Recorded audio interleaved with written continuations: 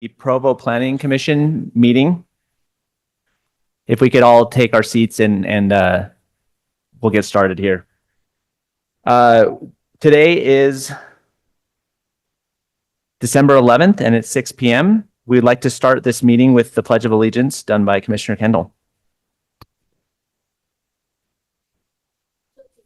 To the flag of the United States of America and to the republic for which it stands, one nation, under God, indivisible, with liberty and justice for all.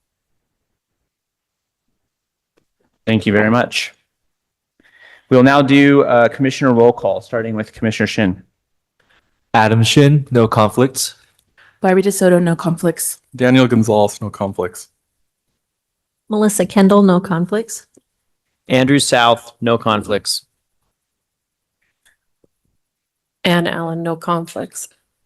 And I'm Jeff Whitlock, no conflicts. Although this is a public hearing, only the presenters and those invited by the commission may speak or ask questions unless otherwise invited by the chair. Please wait to speak until called on. When speaking, be sure to speak into the microphone so that the record is clear. Please state your name and city of residence for the record. Please limit side conversations as they interfere with the audio recording. If you need to have a side conversation, please step out of the chambers. Please do not attempt to interrupt, speak over others. Intimidating or threatening speech or behavior will not be tolerated. Please refrain from clapping, cheering, booing, or being otherwise disruptive during the hearing. Thank you. We will now read item number 1 into the agenda. Jeff Knighton requests ordinance text amendments to section 14.21A070 building height and 1421A090 minimum and average residential unit size to adjust standards in the DT1 general downtown zone citywide application. Aaron Armour from city staff will present this item. Thank you. Can we get Aaron's mic on? Still not on.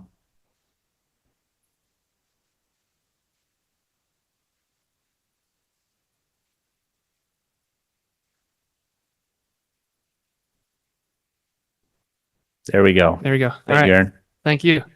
All right. So this amendment comes before you just related to the DT1 general downtown zone. So first, let me kind of explain what the proposal is, and then I'll try to provide some additional context. So currently the building height maximum for DT1 is 100 feet. DT2 is 180 feet. So when the applicant approached us about ways to get that a little higher, get it more comparable to DT2. He originally came with just a straight switch from 100 to 130.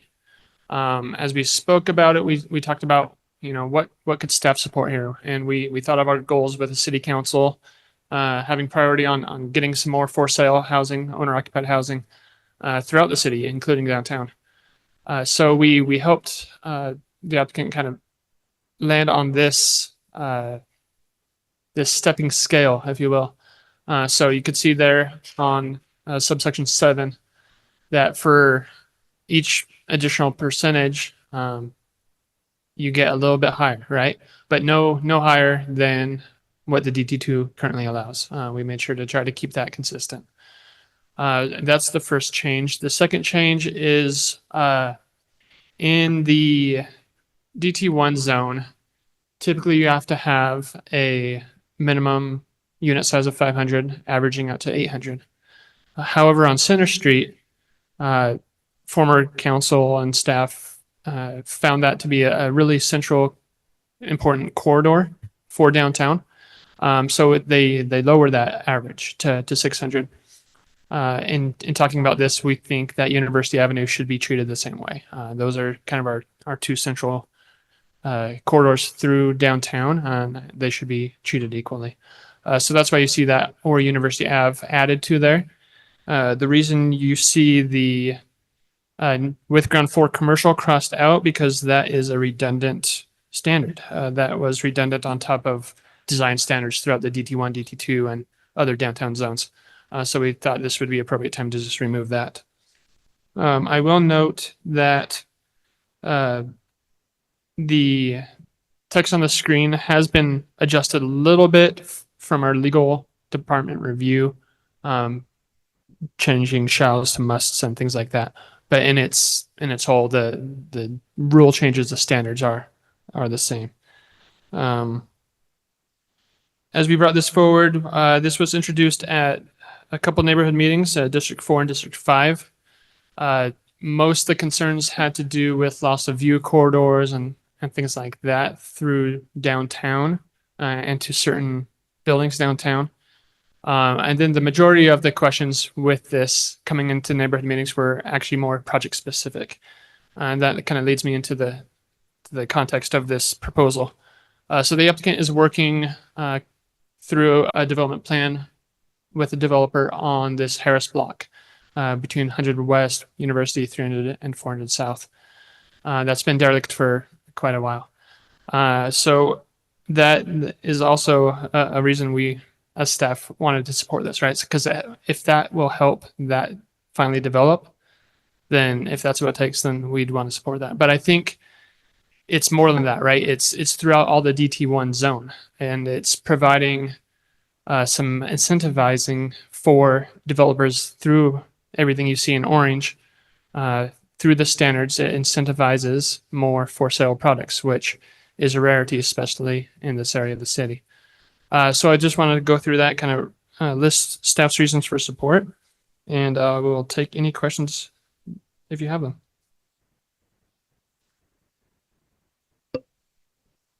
Yeah, did staff consider the language that's changing? Did staff consider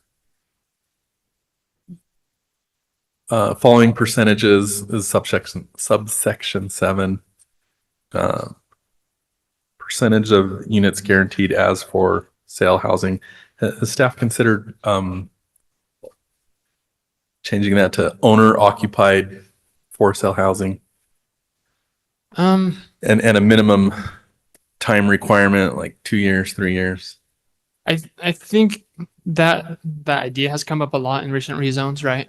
We've all seen that from the commission and council. With this, I think stating for sale housing gets us that for sale product. And just like any other property throughout the city, all the way to the edges, you can rent. You can rent a property that you own, right?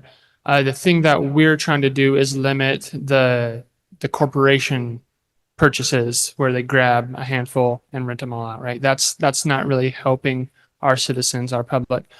And I think most of the products that you'll see in the DT zone that offer this percentage of for sale housing, I don't think that is what we're trying to battle. I think that's more in the residential neighborhoods and perimeter. So would this, sorry, did I cut you off? Go ahead. Would this language then prevent those corporate owners from buying it? Like, so I'm seeing for sale housing, if that only applies for the initial sale, unless I'm missing a misunderstanding, would that actually prevent later down the road, like a corporate investor from buying up multiple units? No, not necessarily. But I think it's tougher to do that in this environment. To buy, you're saying for an investor To buy to buy? multiple units in a Okay. downtown environment where the prices are much higher. Okay. What is the, what I want to say is, I don't see anything in the percentage of for sale housing about any sort of cross section for the sizes of the units. I see the minimum's 500. Is there any indication about what apartment sizes, like, would there be a market for various apartment sizes, or are we just looking at like entry level first time home buyers? Is that like what we're focusing on? We didn't want to define it too narrowly. We figured the market would sell the products that they thought were sellable. I have one question. As we're looking at, can we look at the map again? So I'm just trying to kind of mentally like equate myself with the landmarks down here. How tall are some of the existing taller buildings downtown? Like there's the New Skin Tower, we have the courthouse, there's I believe I looked at the hospital tower is like 206 feet, I think. Yeah, the hospital is the tallest. It's around 200. Okay. Downtown, the New Skin Tower is the tallest, and it's around 85, I believe, something like that. 85 feet. Tall. Okay. What about the Zion building? Zion's bank building? That isn't as many floors as the old New Skin Tower. So it's under 85.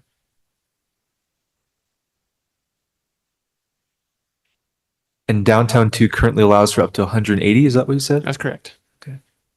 And there's no buildings that tall in the downtown 2 zone currently. Not yet. Yeah, okay. Any other questions for Mr. Armour? Yes, Ann. Hey, I'm wondering about the for sale housing definition. So 10 to 20% for sale housing means you can't buy it as one block, or it's just put up for sale and then the developer can buy it themselves? So 10 to 20% of all of your residential units, that 10% to 20% would be for sale. Would The re- have to the be rest would offered rental for apartments. For sale on the MLS or to the public? Do you know what I'm saying? So they'd have to be condo. They have to be platted where they're their own separate parcel that could be sold off, rather than a standard apartment building is all within one property ownership. Okay. These 10 to 20% in this case would have to be platted so they could be under separate ownerships and sold that way. Do you see what I'm saying though? Like, why wouldn't I as a developer, if I wanted to build this building and be able to take advantage of the incentive and then turn around and just buy my own units back all at once? I suppose that could happen. That's, I would do that that's a good probably. question. If I wanted the money for it, yeah, I would do that. Fair point. Is it possible to put another maybe restriction on there to prevent that sort of thing from happening? Yeah, I think we'll Is need that to, reasonable? yes, I think we need to add some kind of clarification by when we say for sale, those are sold individually. And what we mean by for sale is owner occupied for at least 2 years before it's rented. That keeps corporations from buying units and just putting them into their rental pool. If it has to be owner occupied for some period of time, Or then they won't do that. The owner wouldn't do that either. If it's got to be owner occupied for 2 years, then he can't do that. okay, so that's already part of that provision. No, I then? think we need to add that. I think we need to do some further defining of what for sale Sure, means. because, or maybe a sister company could come in and buy all of them, right? I mean, I'm just saying, there's a lot of loopholes there potentially. Right. Yep. We can have a discussion about this, but I'd recommend if we add that language to be 1 year, and that's would align well with mortgage requirements and rules already. So we're not having to do extra oversight on top of that. Because usually you can't get another mortgage without being owner occupied for 1 year. So there's some built-in enforcement already. All right. Thank you, Mr. Armour. Is the applicant available to speak to this? All right, I'm going to read this first before you come up or while you're coming up. You will have 15 minutes for your presentation. When your time is up, you will hear a ding and the microphone will be muted. Following your presentation, if the commission has questions, we'll invite you to come forward and at that time. Thank you. Jeff. Yes, thank you. I'm a Jeff too, so I am Jeff pleasure. Knighton. It's a great name. Thank you. And appreciate what you guys do. I was on the Planning Commission Vineyard for many years. And yeah, happy to be here. I don't have a whole lot more to add to what Aaron said. I can give you a little bit more context of, like Aaron mentioned, there's a specific property that we are working with a developer, the Harris Block as mentioned. And I can say from my standpoint, I would have no issues with some of that clarifying language about owner occupied. I can say from the group that we're working with at that block, that is the intention, is that we would want a mix in the development of people who would be owner occupied, living there, owning some property there, in addition to some rental properties, and even exploring ideas related to like senior housing and other things to try to provide a pretty good cross section demographically in the development, because we think that makes for a stronger downtown. And so that's kind of what's driving this. And to the unit size, with a 500 square foot limit, it kind of precludes most of the studio units now that are being developed are smaller than 500 square feet. And to get So the average down to 600 square feet does allow us to provide a better cross-section, again, of just the unit types that we would like to provide. This came up on this project. It has come up on other projects that we have looked at in downtown Provo before, that the area, the size of unit makes it sometimes difficult to get projects to pencil. So I think that change will help, not just this block, but other properties that we've looked at. Our office is here in downtown Provo, so we work on a lot of things here locally. And so I think this will help to incentivize more of this infill development that we want to see here in downtown Provo. Amazing. Thank you. Does anyone have any questions for Mr. Knighton? All right. I think we're good. Great. Thank Okay. you. We'll Thank call you. you up if we have one. All right. We'll now open the hearing to public comments. When your time is up, you will hear a ding and the microphone will be muted. Each person may make one comment. If the commission has questions, we will invite you to come back to the microphone at that time to speak. This time is for comments only. If you have questions about an item, please speak with staff directly. If there are any neighborhood district chairs present, we invite you to come forward first and you will have 3 minutes to comment.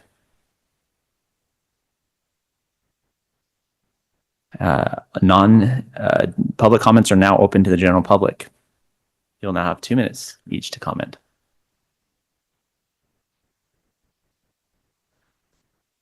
All right. Seeing no further commenters, we will now close public comments.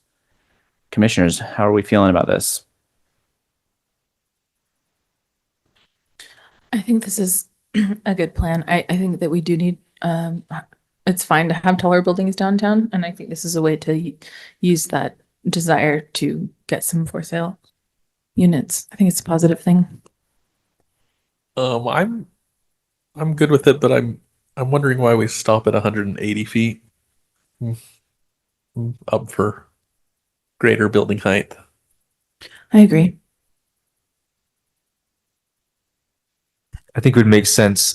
Yeah, I feel this makes, as explained, it makes sense. If we forward a positive recommendation, I think it would be good to request clarification or perhaps some additional language on continuing for owner occupancy instead of just providing a for sale unit, as we talked about earlier.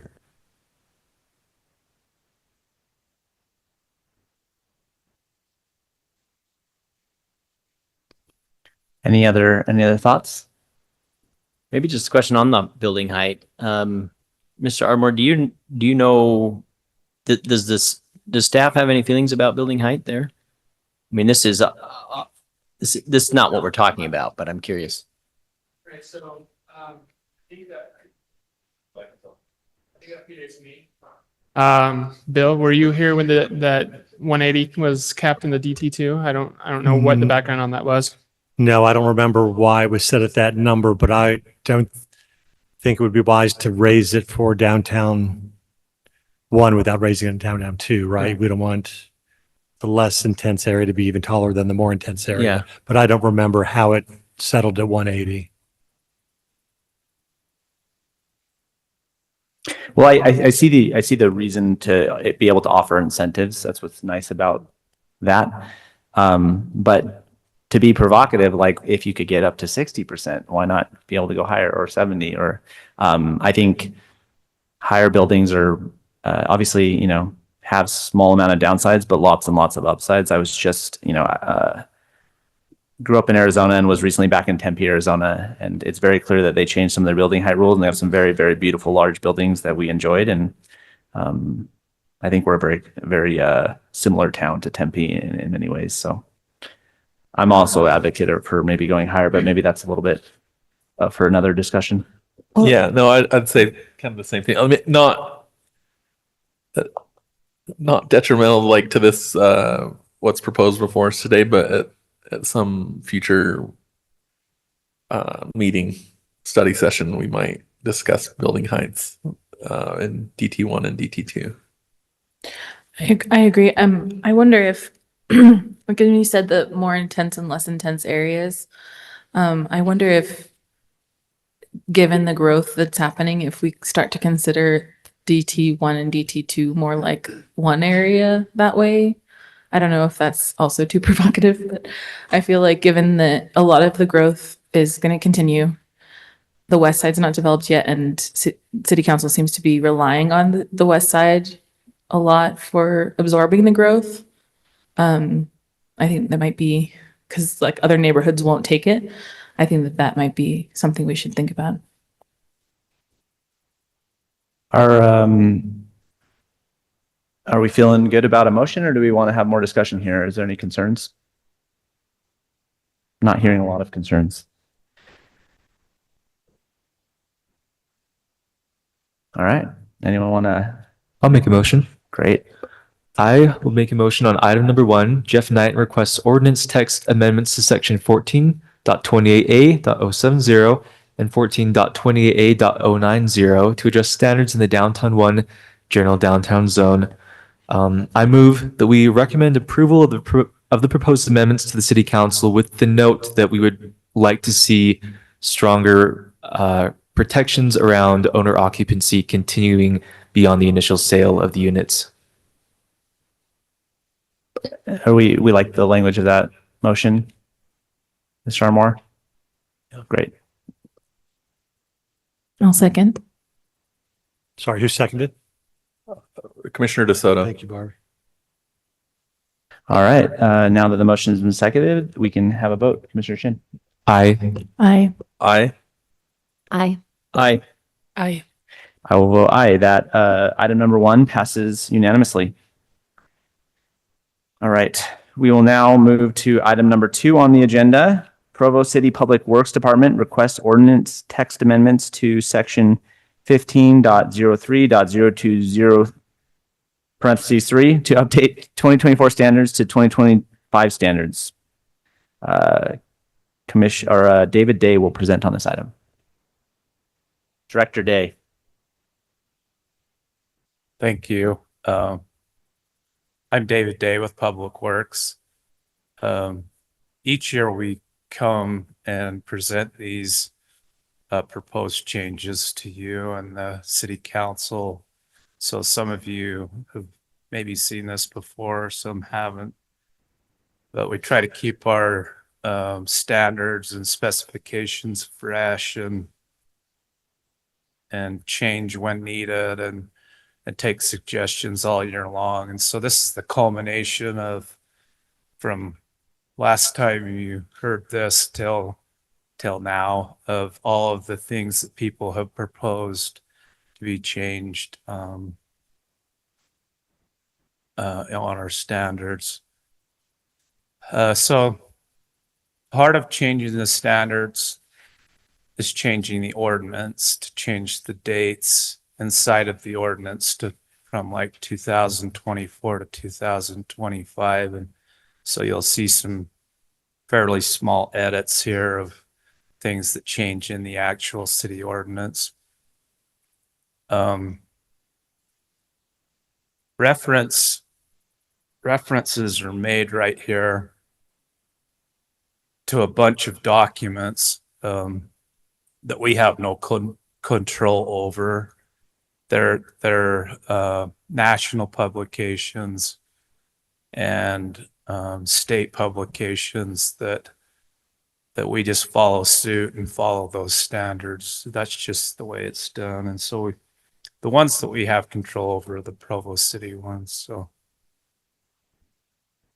kind of an exciting new change this year, though, is the APWA books, the ones that are there in orange, are being updated to the 2025 edition. They will no longer look like this. They will not be a bound published book. They'll be all electronic. And for the first time ever, they'll be free. So that was something we were really excited to see happen as the state of Utah. Is there'll be no charge for anyone who downloads and uses these PDF files. Also references to other standards, UDOT standards, the Manual on Uniform Traffic Control Devices. We adopt all of those and we follow all those. There's probably, I don't know, 5,000 pages of documents that are referenced now and again throughout the year. So of our Provo City standards, we're basically editing 4 of our standard drawings and adding 3 standard drawings. In our development guidelines, we're editing 3 pages. And I don't know if you've had a chance to look at that. I can kind of go through this really quick for you. This is about a grease trap and the standards associated with grease traps. You may not care. Let me go back to that. And then I could bring up the other stuff if you'd like to see any of those drawings, but I didn't want to do that unless you're so inclined. But we've made just small adjustments to each of the documents that we've edited. So I think you probably got a copy of that PDF in your packet that show all those changes. I can bring up that.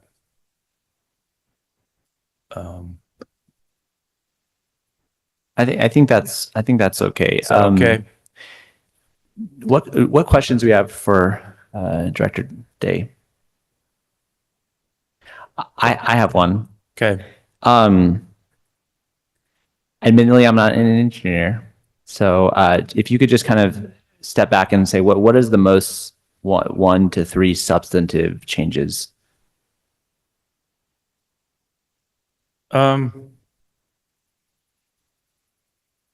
So we added a new drawing that I think a lot of the contractors will be excited about. It's the ability to go in and kill a sewer lateral at the main from inside the lateral,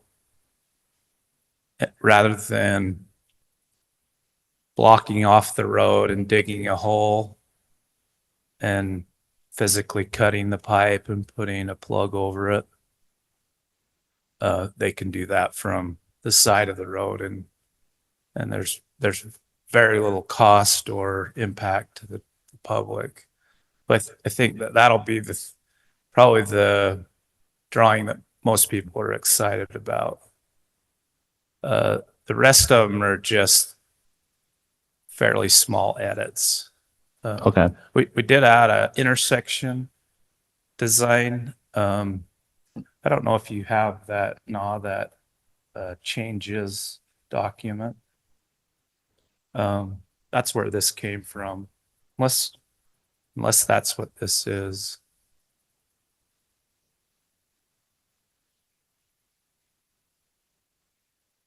No. But it shows it a traffic calming intersection where you put a refuge island in the middle of the road, with a right in, right out on the side road and a straight through movement on the main road. So probably those 2. Okay. Yeah. And so the majority of the substantial changes, would you say, are basically by inheritance, like because we're referencing the latest edition of the Utah standards or the national standards? Is that accurate or no? Yeah. So yeah, we inherit the UDOT standard specifications and standard drawings for any UDOT facility it's in Provo. We also follow what's called the Green Book. It's a AASHTO standard. That's a federal group that puts together federal standards for the geometric designs of roads. MUTCD, Manual on Uniform Traffic Control Devices. That governs like traffic signals, stop signs, all the signs you see out on the road and all the striping on the road. And that's a federal standard also that we follow. We inherit that. Utah also does a Utah special MUTCD that kind of takes the federal standard and focuses it more on what Utah needs. And so we also adopt that. And they're all very thorough, very detailed documents. And if any of you ever want to see those, we have copies of them in our office or electronic files that we can let you view. A lot of them are subscriptions you have to buy, so we can't just like send you a copy. So you'd have to come to our office and look on a city computer, and you could view the documents. Okay, thank you. Yeah. Appreciate it. Good. Any other questions? Commissioner. Thank you. I have a quick question. I appreciate the work on this, and it looks like there's a lot of reading. So thanks for summarizing the gist of the rest of it. I'm curious on, excuse me, as we talk about these different manuals and different standards that we are interested in adopting, and help me understand here, because I'm not so familiar with the work, all of how your public works work, how that works. I'm curious. I asked because a while ago, I think we had we had like an email discussion among the Planning Commission about the idea of like different kinds of standards that we might have an interest in looking at. For road, I think one that was mentioned was NACTO standards, and just different ideas for like, are there different standards that would make sense that we might be interested in adopting for our city. Especially around some of these ideas like traffic calming and bike safety, walking safety, biking safety, those kinds of things. And I've heard that this is something that's been broached by Planning Commission before. That's been brought up. And I don't know, is there interest? Do you think from your end? Do you think there's any interest in bringing that up or like broaching that topic with? Those are good reference documents. We do have a geometric highway design that has a section on active transportation. So we also have our general plan that references NACTO. So we still use all those. They're just not a broadly enough broadly adopted document that you could put in and have somebody follow the exact design, and they're more of a hey, there's good ideas here. And It wouldn't replace like the manual uniform control for muck and whatever that is. Yeah, like METC. like that like tells you exactly what you have to do to meet federal standards. Where the other one you're talking about is more of a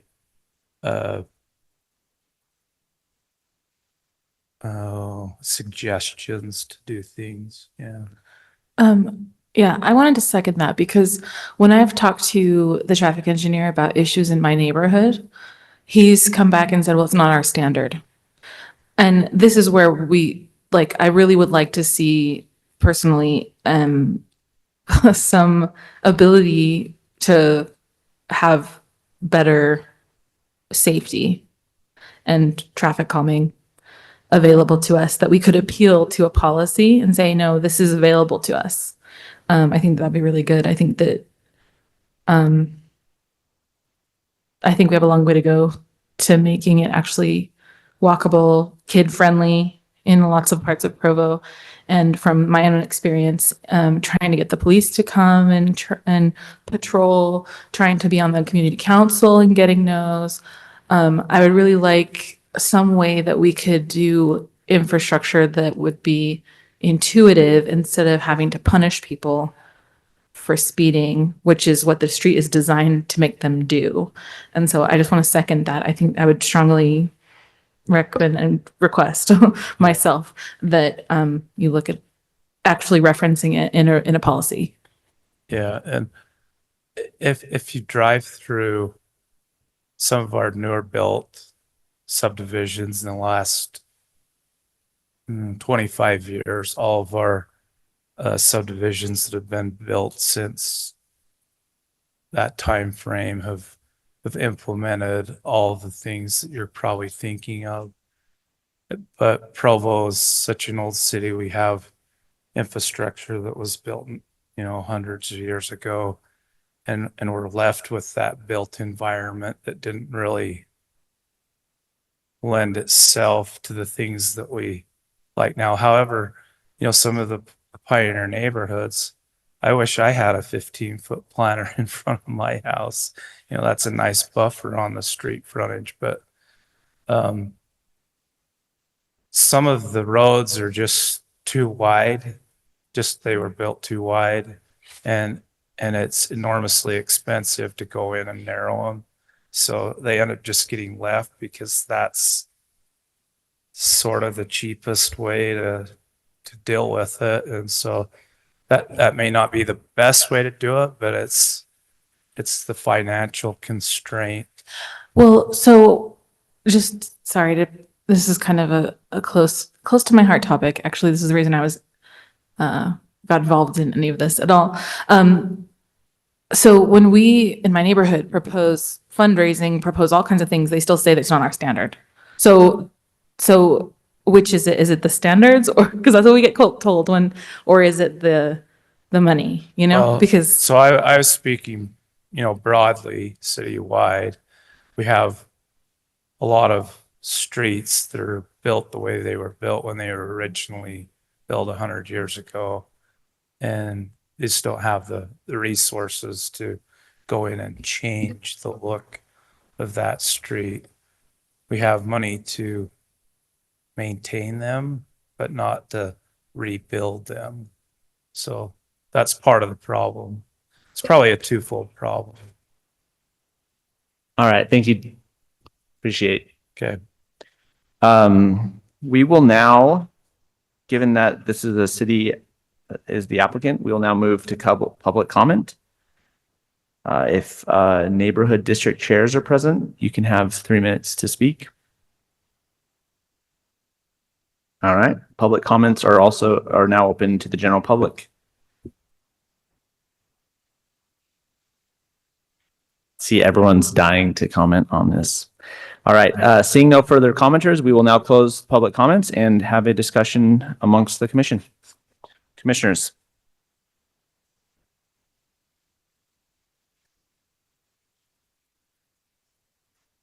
Let's make a motion. Okay, let's do it. We got 8 items.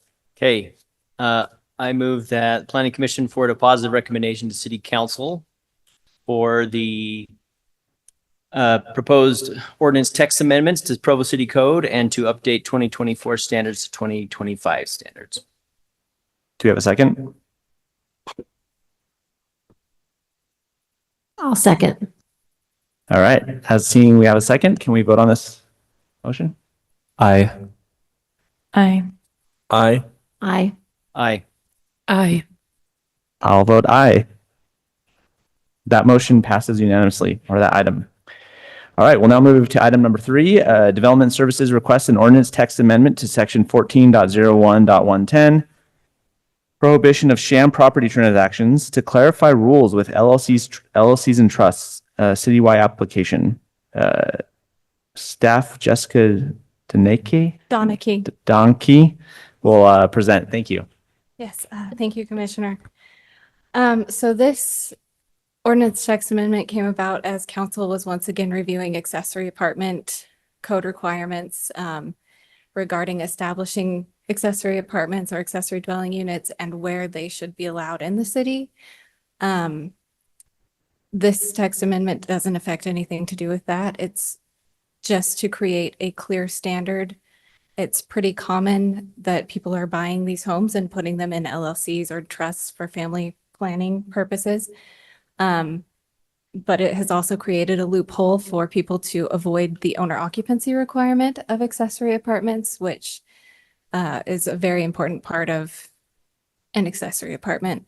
So the proposed language closes that loophole just by saying if the property is owned by an LLC or a trust, and there is a consistent pattern of changes of who the trustor or LLC members are, or if you're changing that within the first year of establishing the accessory dwelling unit, or if you're transferring it from one LLC to another, but there's similar members across these LLCs, as a way to avoid that owner occupancy requirement, that is considered a sham transaction, and code enforcement has the ability to take that to court and enforce it as a violation.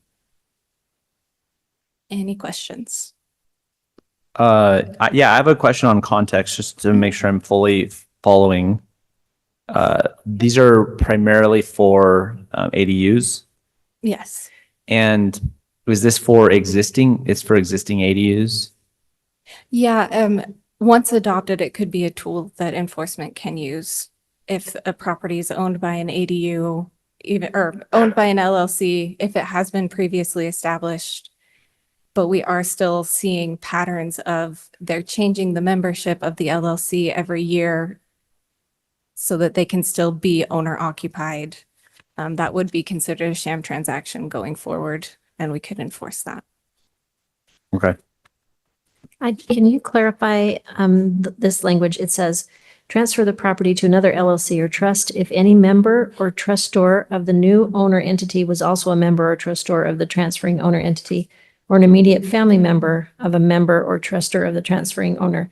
What's the difference between a member and the trustor? So I know the trustor, but Yeah, what do you mean by member? it's just terminology. When it's an LLC, the owners of the LLCs are considered members. Right, And then so, when it's a so I have an trust- LLC, for example. Yeah. My children would be considered members of that LLC.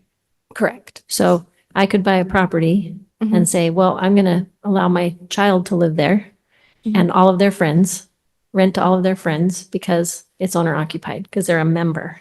Based on our definition of owner occupancy, when the property is owned by an LLC, all members of the LLC have to occupy the property as their primary residence. All members. Correct. And does it say that somewhere? Yes, that's in our 1406 definitions. Okay, So so it's that's, just a different section. so of is, code. does it need to be here too? So it's just really clear, or does that matter?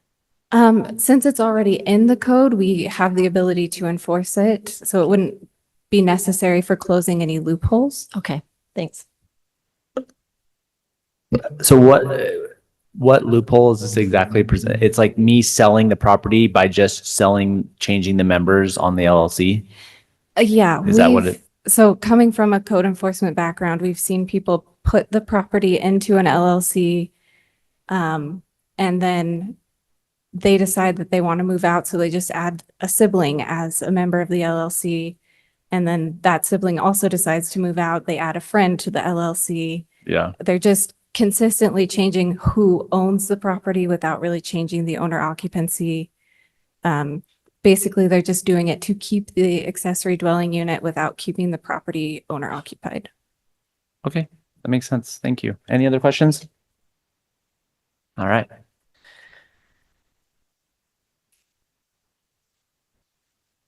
All right, given that this is a city is the applicant, we can now move to public comments. If you're a neighborhood district chair, please feel free to come forward and you can have 3 minutes.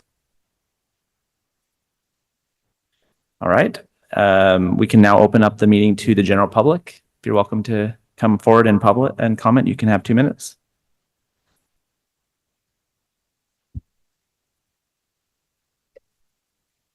Sharon Memmott, I don't really need the 3 minutes. I just wanted to get up and say thank you to staff and you for considering closing this loophole, as I've heard many complaints from many neighbors with this loophole. Thanks. Thank you. All right, seeing no further comments, we will now close public comments and have a discussion among the commissioners. One comment on the wording of this. I noticed that the previous wording, this is just a detail, but The previous wording has the word or after every individual, well, A or B or C. And as I'm understanding it here, the condition is still if any A, B, C, or D, if any of them are true, then we will presume this to be a sham transaction. This has been changed to only a single or after between point C and point D. I wonder if it would be clearer to under the heading 2 clarify that this is, shall be a sham transaction shall be presumed regarding premises required by this title to be owner occupied when any of the following conditions are true, instead of just relying on that single or to clarify that this is an or rather than and. Does that make sense? That's just my comment.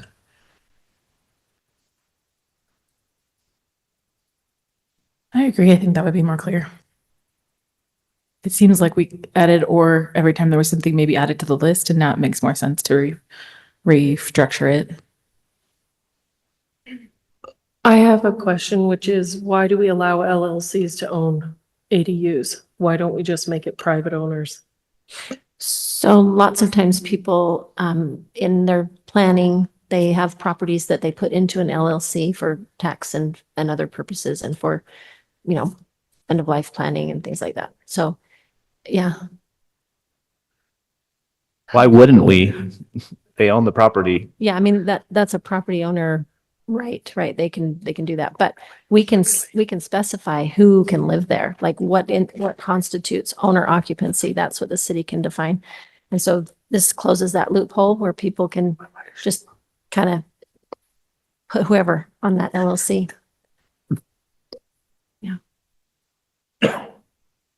And this happens a lot. That happens a lot in my neighborhood too. Yeah.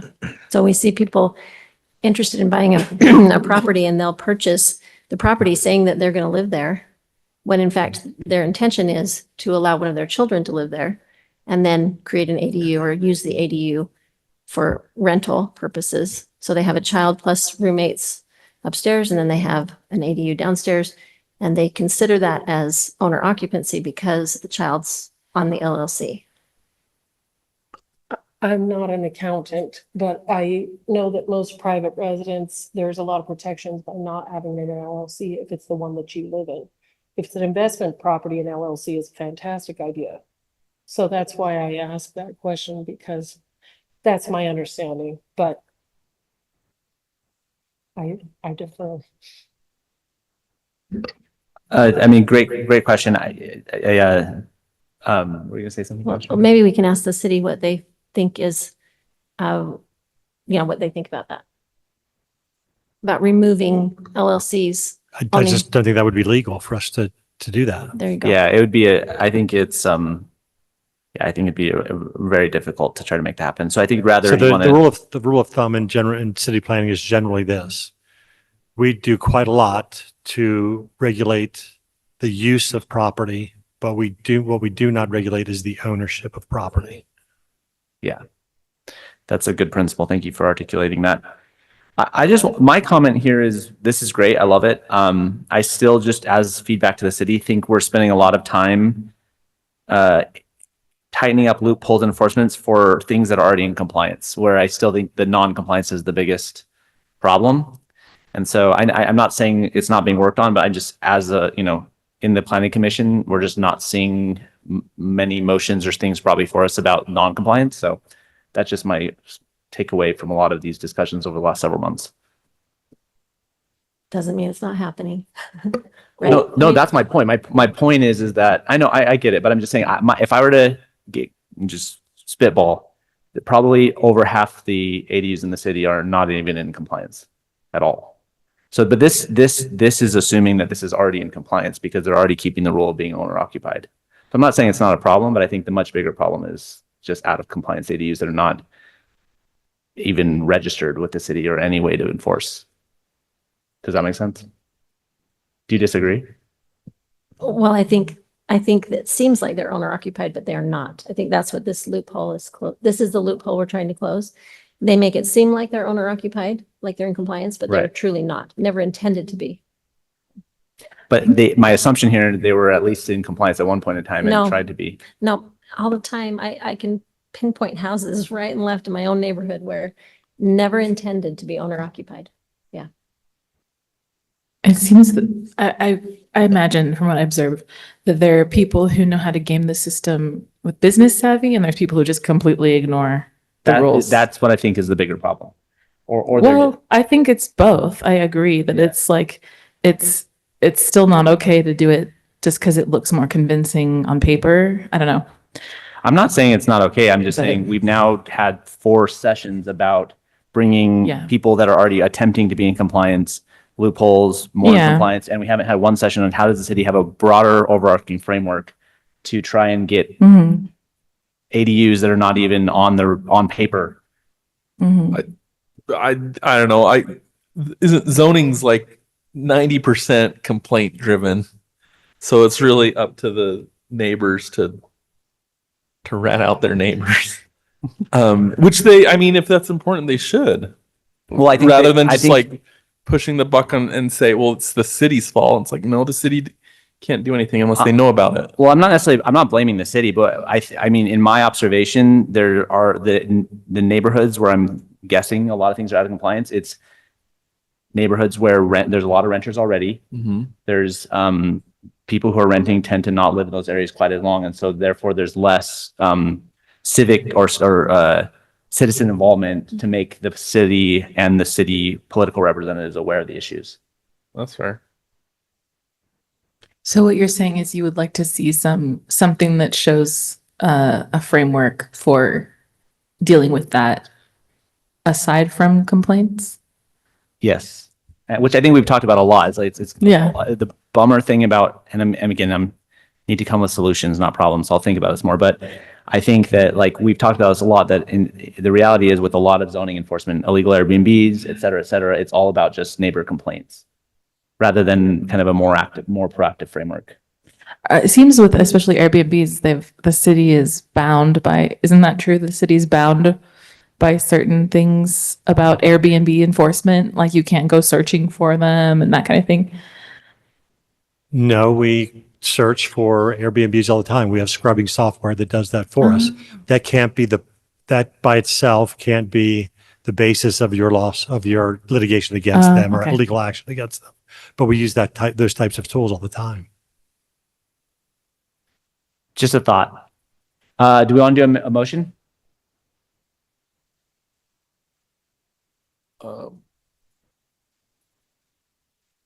Yeah, I'll make a motion. Thank you. Item number 3, Development Services request an ordinance text amendment to section 14.01.110, prohibition of sham property transactions to clarify rules with LLCs and trusts, citywide application. I recommend that we approve this or recommend approval to City Council for the proposed ordinance text amendment. Do you have a second? I'll second. All right, seeing as we have a second, we can now vote on the motion. Aye. Aye. Aye. I, Aye. Aye. And I will vote aye. Item number 3 passes unanimously. All right, here we go. Item number 4, Provo City requests annexation of approximately 15.6 acres of land located at approximately 1000 North Lakeview Parkway, Lakeview North neighborhood. And we'll get Jessica to present this. Long time no see. Okay, so for the proposed annexation, the area is comprised of 3 parcels. One is owned by Provo School District that has the back half of their parking lot, the high school parking lot, and the other 2 parcels are owned by Provo City. So by code, an area can't be annexed unless it's part of an annexation plan. This is the annexation map from the most recently adopted general plan. The area proposed for annexation clearly falls within section 4 of the general plan annexation map. In the general plan map Proposed future uses are facilities and institutions for the area that has the high school parking lot. And then residential for the rest of the area. Next steps, if this area is annexed into the city as approved by city council, it would be annexed in as our open space parks and recreation zone. So for any development to happen at the property, it would first need to go through a rezone and a concept plan approval. And then there would need to be a project plan approval, which would be presented to you. And there would, as our standard operating procedure, be public comment opportunities on all of these plans. Any questions? My question is this being driven by a particular project, or is it more just we'd like to open it up? Or can I'll that be let commented on? Bill, handle that one. Yes, this is city-owned land where the city would like to pursue a housing development. Okay, great. Can we switch back to that plat map? Yeah, there's. Okay, yeah, that's all. Thanks. So if I'm understanding this correctly, currently the high school parking lot, that's what we're looking at there, is partly inside and partly outside of the city boundaries? Correct, yes. Okay, and is this currently just unincorporated county land? Yeah. Okay.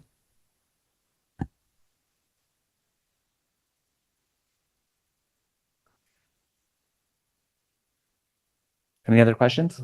I have a question. Is there a specific reason that that we are intending to annex this and zone it as the public facility zone you mentioned? So that would be just for the high school parking lot area. The rest of the Okay. school is public facilities. That's the standard zone for. Okay, I guess just from my understanding, like, is there a specific reason that we're not proposing to just put this as the zone that it's intended to be used for eventually? Is that just so we can have public comment on that? Yeah, that's the process. When something is annexed in, it comes in as our open space parks and recreation. Oh, okay. And then we go That's just through the standard. process. Yeah, process. Okay. Is the little land just to the right, is that already part of the city? Or is that going to be an island of unincorporated? Which The undeveloped portion just off to the side? That looks like a Pac-Man. That looks like a Pac-Man.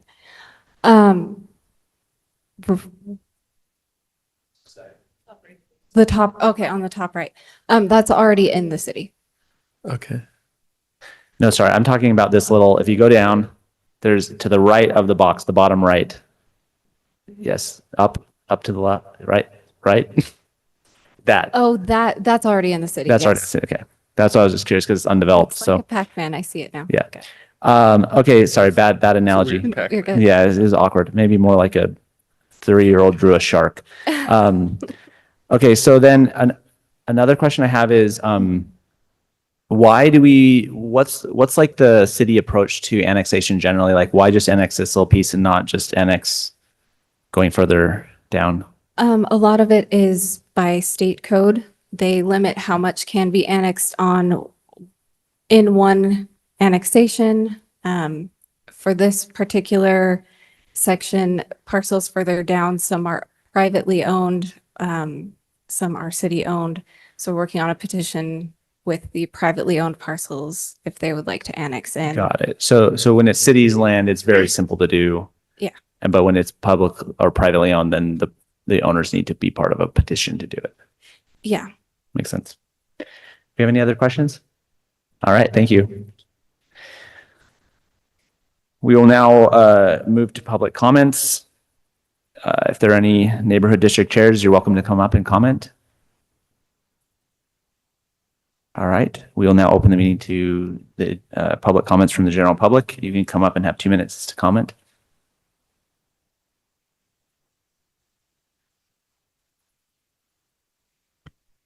Please say your name and where you live for the record. Thank you. My name is Melanie Davies and I live in Provo.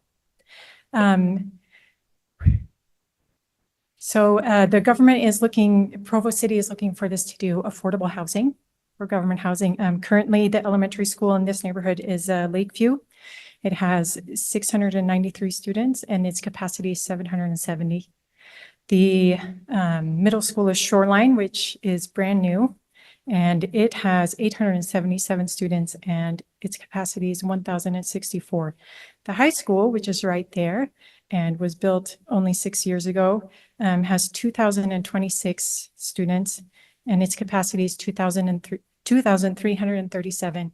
Right now, just north of there, Ivory Homes has built and is continuing to build many more homes. Just south of there is a subdivision, about half a mile south of there is the Riverside subdivision where they are building homes, and a little bit further south is D.R. Horton, and they have been building and are continuing to build many, many homes. And so we are going to have tons and tons of people moving in, which is great and awesome.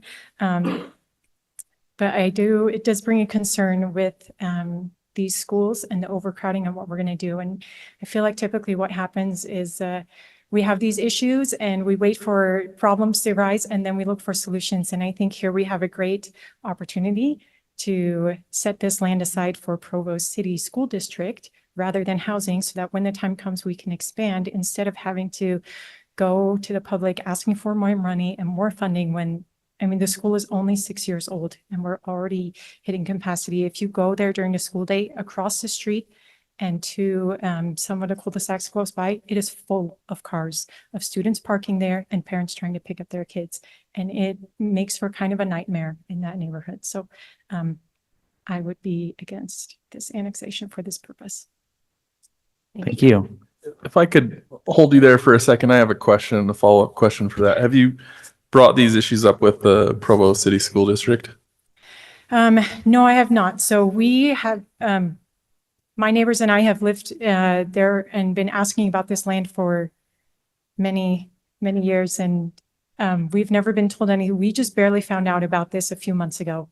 And we've been talking to the city council members and, you know, at this point, it's not in their court yet, I guess, so to say. And so they've just kind of said, hey, this is a great thing and it's going to be awesome. And yeah, we haven't had much of a chance to talk to the school district yet. Thank you. Yeah. Thank you. Thank you. Are there any other public commenters? All right, seeing no further public comments, we will now have a discussion among the commissioners. So just to address what she was, the concern she's bringing up, my understanding is that even if you wanted to use this for the Provo School District, it would have to be, the property has to be annexed into Provo anyway. So what we're asking tonight and what our job is to decide if we recommend an approval of annexation. And later, there would be a chance to have the discussion about rezone and approval of project. And that would put it in the city council's court to like comment earlier. Right. So Yeah. my understanding is, and correct me if that's not correct, but that this is just to decide annex or not, recommend annexation or not. That's correct. This is the first step in a very long approval process. Right. And so no matter what's going to be done with that property, it has to be annexed in at some point in order to do something on it. Yes. Okay, thanks. I feel comfortable with it because I think I see there's two safeguards that are part of this process. One, this gets annexed in as open space and parks, which means any other development requires a rezone, which means it's going to come in front of us again. And then second, I see it somewhat problematic to have part of the school parking lot not even be part of, incorporated city land. So I feel this addresses that. And from what it looks like on the remainder of the annexation, the number 4 was designated number 4 in the general plan annexation policy map. I mean, if I'm correct, that's all wetlands, right? It's not being developed at all. Or are there plans for that to be developed in the future? I mean, because that's, to me, that I look at that and I see that's Provo River Delta. We just spent a lot of between Provo City and federal government have spent a lot of money doing. Correct. So in the general plan, the future land use map, everything on the west West side side. of Lakeview Parkway is going to be parks, or agriculture if you go to the very bottom of it. It's only to the east of Lakeview Parkway that we propose a future land use of residential. Is that land just to the south? Is that unincorporated also? Yes, where you see the yellow. All the yellow, everything to the west of the everything to yellow is west of the yellow is unincorporated. Okay, unincorporated, correct. makes sense. To Mr. Gonzalez's point, that's the reason why the city council, just in the last couple of years, changed our policy to have properties being annexed into the city first go into the open space zone and then have to come back to the process if there's going to be a zone change proposed. And then just lastly, the second thing, I'm sensitive to the concerns of Ms. Davies. But I don't know if that's part of our decision making in planning decision or in the planning commission. That's something to go before the school board. They hold the purse strings to purchase money. They can purchase it from Provo City. But that's just my own sentiments. Yeah, and I have a different view about the Shoreline Middle School because I was extremely upset that the district moved the middle school from Dixon to all the way out there, not even in the middle of houses over there on the west side, but like kind of in the middle of nowhere. I was like deeply uncomfortable with that. And so the schools will have to, like the school district will have to rebuild Dixon so that our area has a middle school again, because that one's going to fill up with west side kids, which is how it should be. They should be able to go to school in their neighborhood, I feel. And as far as like cars and traffic, that is squarely not in our purview. Personally, that's something to take up with Public Works and the City Council about walkability. And the thing that will solve that is making it more walkable. So, those things are kind of out of our wheelhouse. And I think these reasons for annexing and approving this and knowing that it'll have to go through a zone change, which has a process through City Council and can be commented on and they have to listen, theoretically, makes it more comfortable, I think. Does the annex property proposal go all the way to this conservation easement? Correct. It goes to the conservation easement. This annexation proposal does not include any of the conservation easement. Okay, so you're annexing everything you can annex right now, space-wise. Based on code requirements, we can come back with another annexation, and the conservation easement wouldn't affect that. It would more be a part of future development plans, which would again be brought to you as part of the rezone concept plan and project plan process.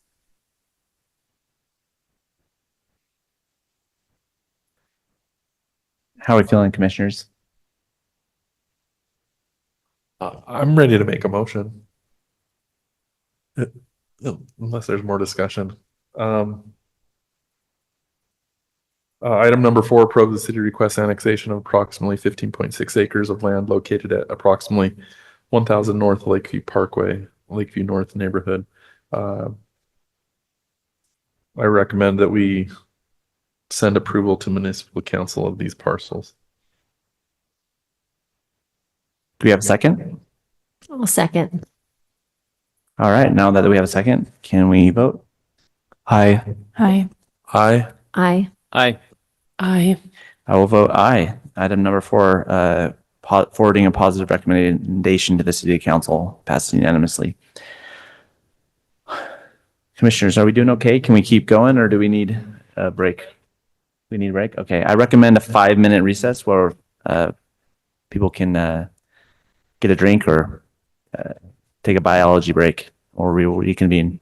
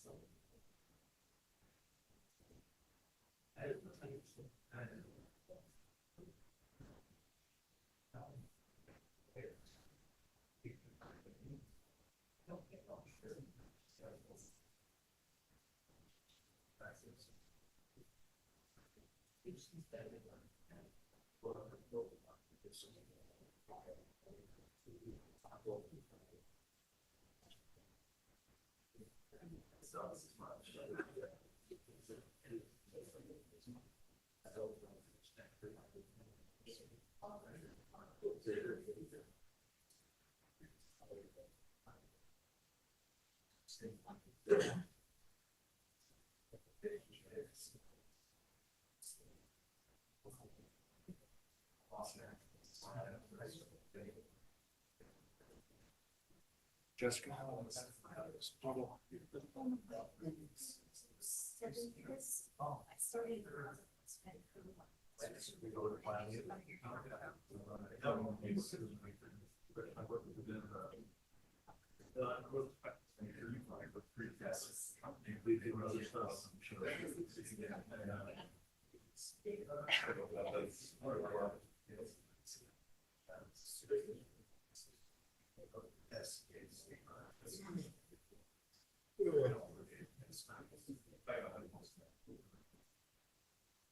Stay in a safe area.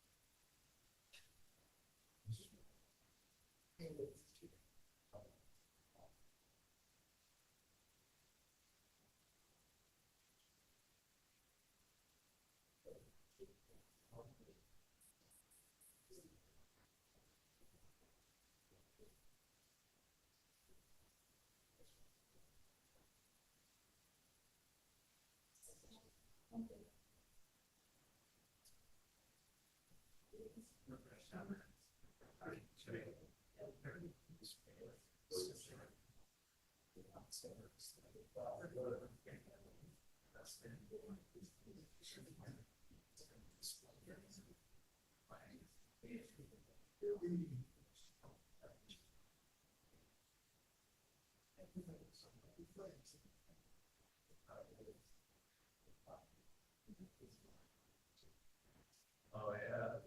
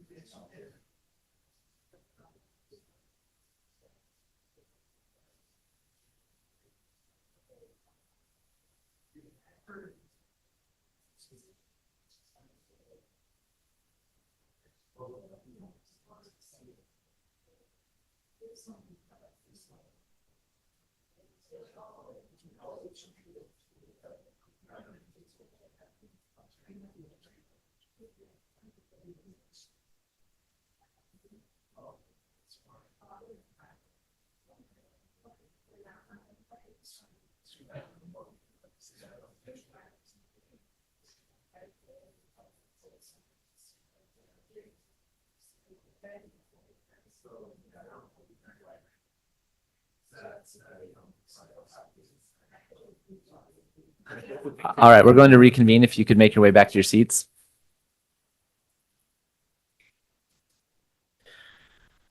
All right. I'm going to read in item number 5. We could wrap up our conversations. Miller General Contractors request project plan approval for the demolition and rebuild of the Boys and Girls Club at 1060 East, 150 North in the PF Public Facilities Zone, Foothill neighborhood. We get the pleasure of hearing Jessica present this to us again. Last time for this evening. So the Boys and Girls Club, you can see from our latest Google imagery, has actually been demolished, but they got the building permit for that. It's all good. The project area includes 2 parcels, the parcel that had the original building on it, and then this parcel to the east of it that is triangular in shape. That parcel is Provo City property. They've secured a lease with us to put their parking lot on there and use it as parking. So for the proposed new building, here are just the elevations of what it's going to look like. It's going to be a much nicer establishment than what was previously there. It meets all of our code requirements. Our CRC committee has reviewed it and has no issues with that. The main reason that it's before you is based because of the parking. The previous Boys and Girls Club had 4 off-street parking spaces in total, which were used for their 12-passenger shuttle vans. They didn't have anywhere for pickup or drop-off, and I don't believe they had any bike racks or additional facilities like that. Here's the new site plan. They are keeping the original 4 parking spaces, as you can see in the little red square, and those will still be used for their shuttle vans. But they are adding on the Provo City property an access from Olympic Boulevard, and it ups the number of parking spaces from 4 to 37. And additionally, they are adding at least 1 bike rack on the property, and this area is still accessible by 2 separate bus routes. So based on the parking study that they did, we have their expected parking demand table. Because there isn't an exact parking standard for the Boys and Girls Club, we had them do this parking study so we could justify between the 2 closest options, which were community center, which would have required 81 spaces, or a daycare center, which only required 20. As you can see from their parking demand table, we feel confident in recommending their 37, meeting their needs. It brings the parking per square foot from 1 parking space per 2,000 square feet down to 1 parking space per 546 square feet. And the areas on the table in green are the pickup and drop off times. For the preschool pickup and drop off, they're only expecting about 25 cars. And then again, for the 2-hour after school pickup window, they're expecting an average of 65. But there will be parking spaces on site available. And additionally, these are pickup and drop off, so they're not going to be at the property for very long. It should only be 2 minutes per car. So with that, staff is confident that the number of parking spaces they're providing will meet the needs of the establishment. Any questions?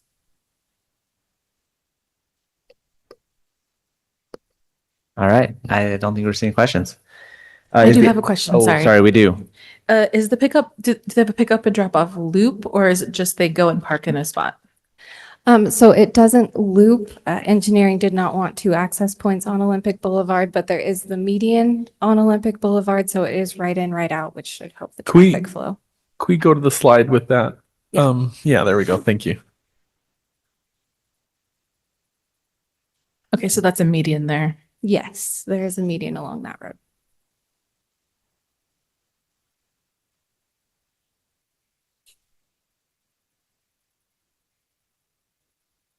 Where is the main entrance oriented to? Like in the past, it was oriented to 150 North. And is it oriented towards the parking lot now? Let's see if I can get this to work. Yes. Yeah. Instead of trying to get that clicker to work. Yes. How many parking spaces were on the site previously? 4. Okay, so this is it's quite a few more. Were there parking problems on the property before that felt there was a need to address? None that ever made it to planning. I don't know if parking enforcement got called around to that neighborhood or during pickup and drop off times previously. They did say in their parking study that they were just using 150 North as parking for employees. So this increases their parking, and they should be able to fit everyone in their parking lot as opposed to on the street. Thank you. I guess I do have one more question. Can I ask that? So on the parking study, it says that the East Bay and Springville locations, you couldn't really capture the parking used there just because it was hard to distinguish between Boys and Girls Club employees and neighborhood facility uses. Is that right? So that's not included in the study numbers? I can't speak to the parking study numbers. That was done by a separate engineering firm. But based on the table that they've provided, that's what they're expecting at the Provo, this location at 1060. Taking into account that all those two other entities locations would be now here, right? That is your my understanding. Okay, So they're maybe consolidating. that's what, yes. Yeah. The applicant will probably clear it up. Okay, thanks. Thank you. Yep. Do we have the applicant here? Amazing. You'll have 15 minutes for your presentation. Thank you, Commissioners. Jason Miller with Miller General Contractors, helping represent the Provo Boys and Girls Club. And it's been an honor, to be honest with you, to work with the Boys and Girls of Provo. They do an incredible job with helping youth after school. And I'd like to invite maybe David Bayless to come up for just a second. He's the director of the Provo Boys and Girls Club, and maybe just take a second to tell you what Provo Boys and Girls Club actually does for the youth here in Provo.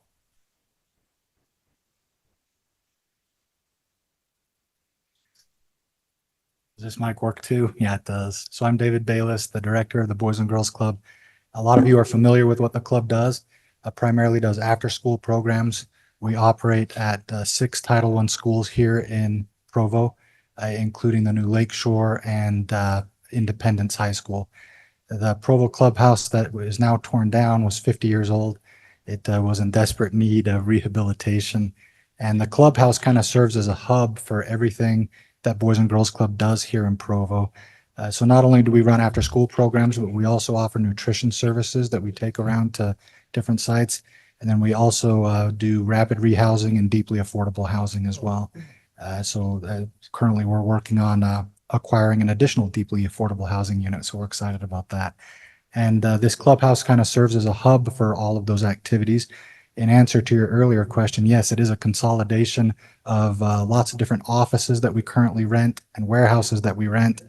Costs us over $10,000 a month to rent these places. And this new facility will get rid of all those and consolidate it in one place. We're particularly proud of the design because the biggest complaint we've received there at that facility is the traffic on 150. But we're going to move the entrance and for the facility onto Olympic Boulevard, which I think will appease the concerns that existed there. All the neighbors have been great. They've been wonderful to work with despite the traffic, and say they love listening to the kids play on the playground while they're out there. So happy to entertain any questions. If not, then thanks for having us here today. To address maybe the original design of the parking lot had a drive out, a drive in and drive out off of Seven Peaks Boulevard.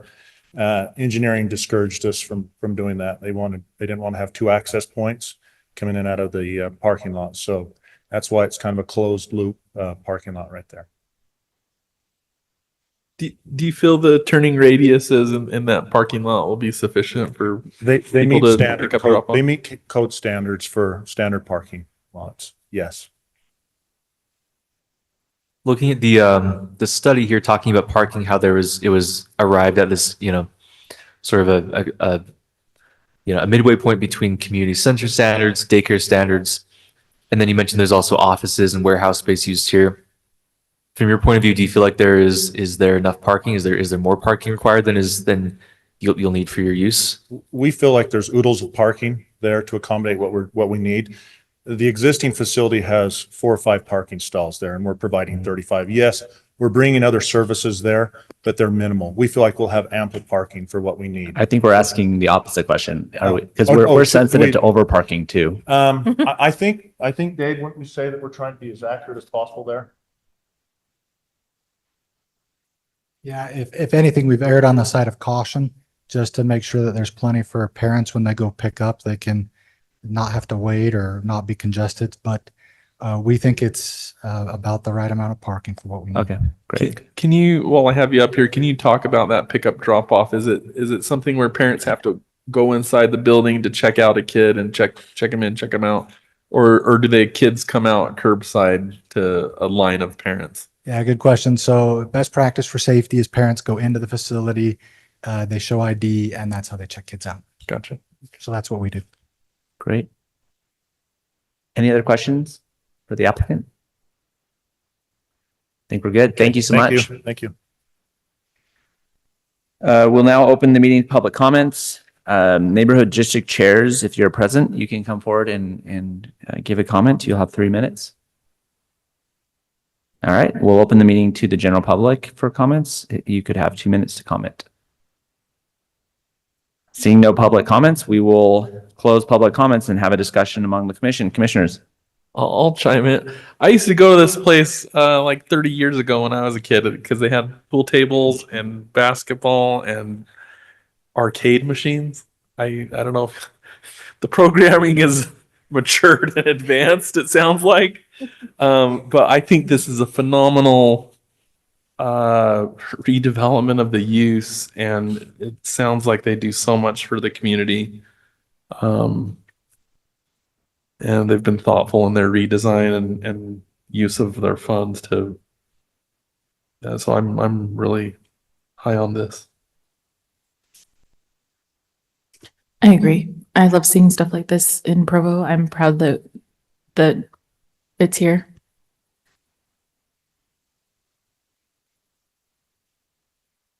I love it. Anyone want to make a motion? Yeah, I'll make a motion if we're ready for that. Miller General Contract, item number 5, Miller General Contractors request project plan approval for the demolition and rebuild of the Boys and Girls Club at 1060 East, 150 North in the Public Facilities Zone, Foothills neighborhood. I recommend that we approve the proposed project plan for the expansion of the Boys and Girls Club with the proposed parking layout. Do you have a second? I'll second. All right, the motion has been seconded. We can now vote. Discussion on the motion? Oh, discussion on the motion? All right, no discussion on the motion. Let's vote. Aye. Aye. Aye. Aye. Aye. Aye.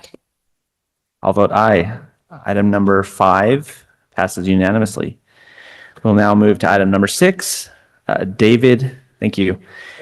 David, I apologize if I butchered this. Burgange requests a zone map amendment from the A15 agricultural zone to the MDR medium residential zone in order to build 16 townhome units located approximately at 5568 North Canyon Road, North Timpview neighborhood.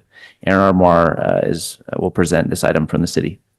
Sorry, Chair, could you also read in item 7? I'll present together. I will do that. And we'll also do item 7. David Burgonje requests concept plan approval for 16 townhomes in a proposed MDR zone located approximately at 5568 North Canyon Road at North Timpview neighborhood.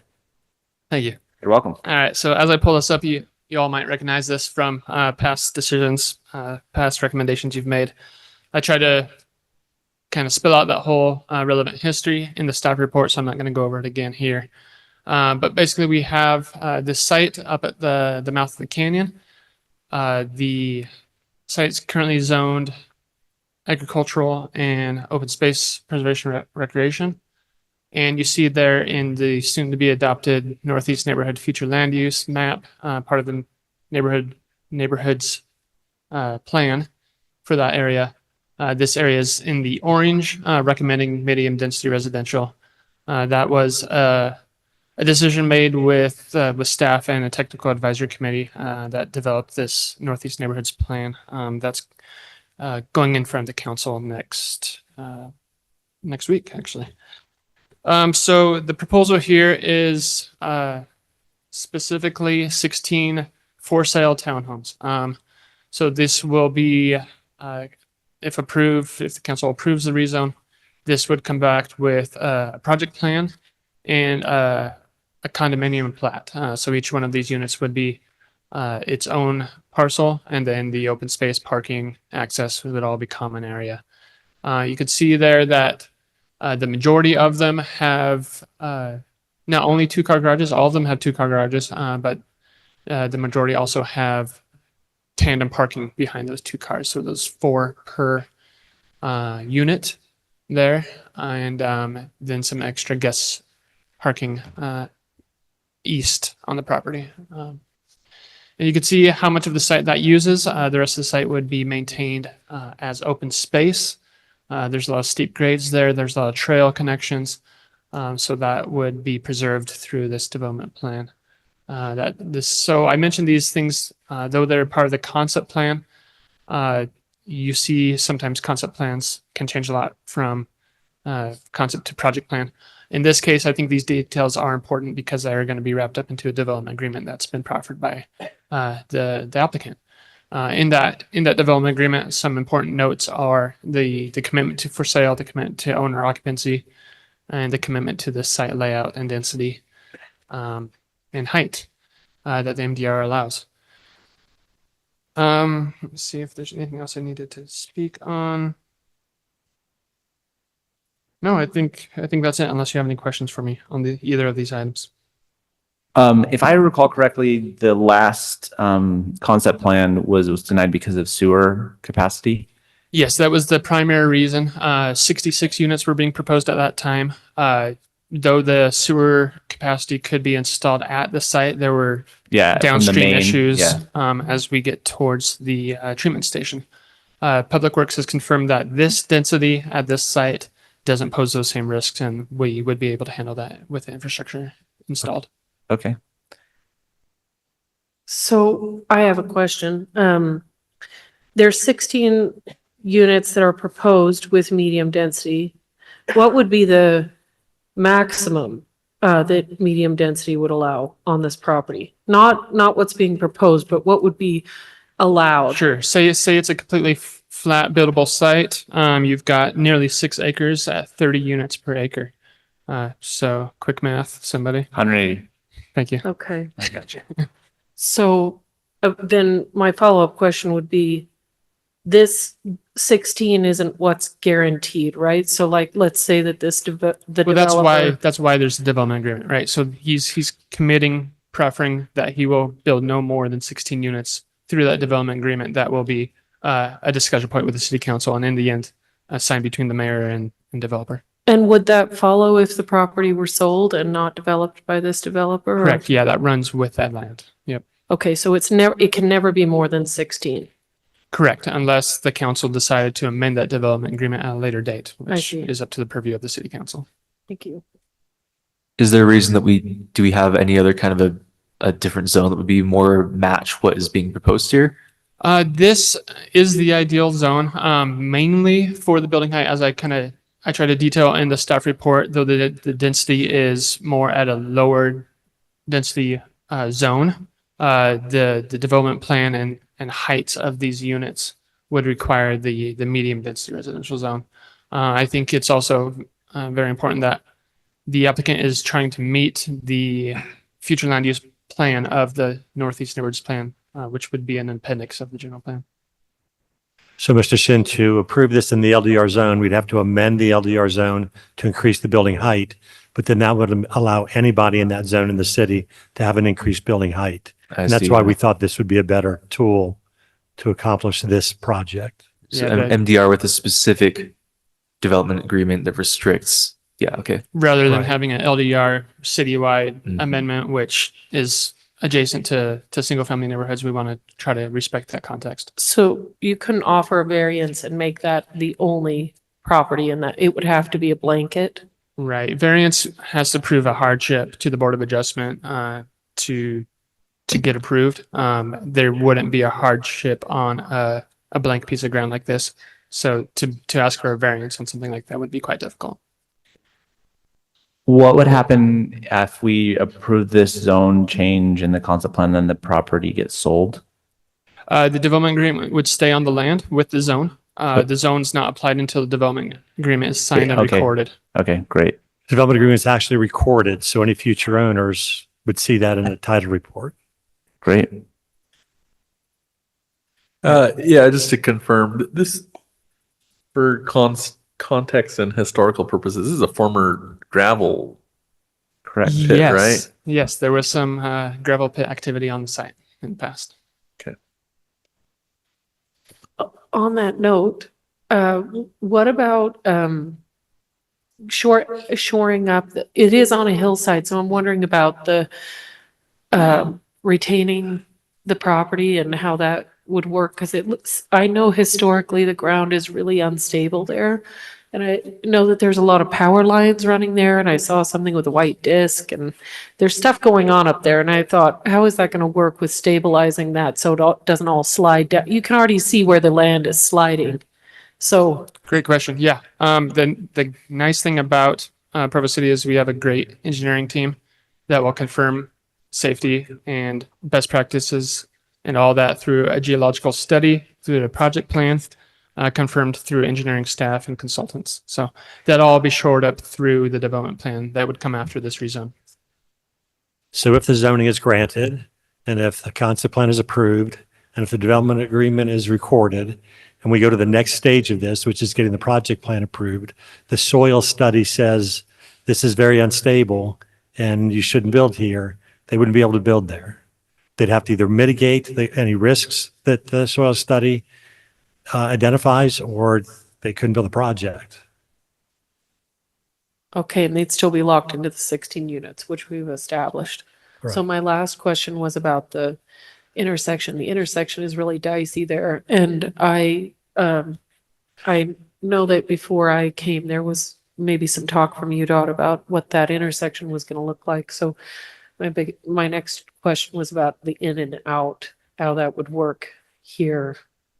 But I think that's probably something I should look up at a previous meeting. Previous and future. At this point, we're trying to just look at the zone change if it's an appropriate zone for the property. But rest assured that UDOT and engineering and the applicant have had several meetings on just that thing. So they're making sure that's going to be safe. And Yeah, and then for background, I think in one of the public hearings can't remember if it was on the same, I don't think it was the same project, but a project in the area, a resident brought up the concern that if there was a light at that Canyon Road, University Avenue interface, that he was concerned that with the winter roads and icy roads, that people would have a hard time stopping and overshooting the light, and they're having accidents. Whereas right now, I think it's like a gradual, it's a gradual thing. But I don't know at what point we address some of those concerns with what's before us. But yeah. All right, thank you. David, are you planning to come up? Amazing. All right, well, you'll have 15 minutes.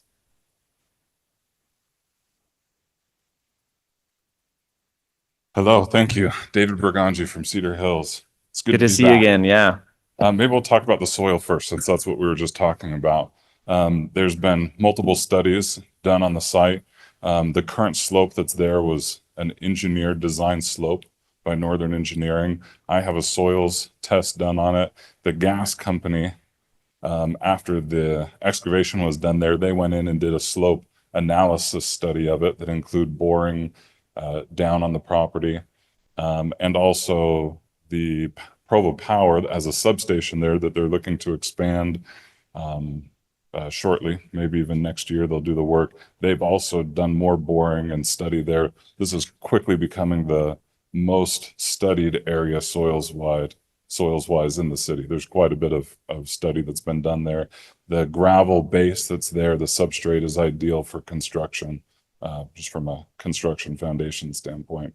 The closest faults to the area are 0.4 miles away. That was one of the big concerns early on was that. So it's a good place to build. Obviously, if there's any changes to the current slope that's there, those will be addressed in future designs and whatnot. Do you have more presentation, or should we ask you questions? Maybe just a little bit. Okay. I'll just share this right here and then let you guys ask questions. I just wanted to point this out. This is the current zoning that's there. It says, this is from the city code. It says the A1 zone is designed and intended to protect agricultural uses from encroachment of urban development, such until such time as residential, commercial, or industrial uses in such areas become necessary and desirable.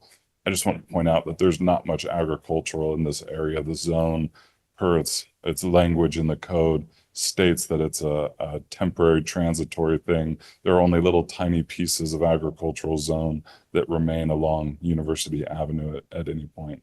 And with that, I'll let you guys ask questions. Do you have questions? I'm going to ask you my in and out question. How do you imagine traffic to work there? So there is a traffic light that's going in next spring, right in this area. It won't affect the in and out of this right now. We've gone back and forth. That's probably been the topic that's been discussed the longest between me and the city, is what's the most appropriate access to the property.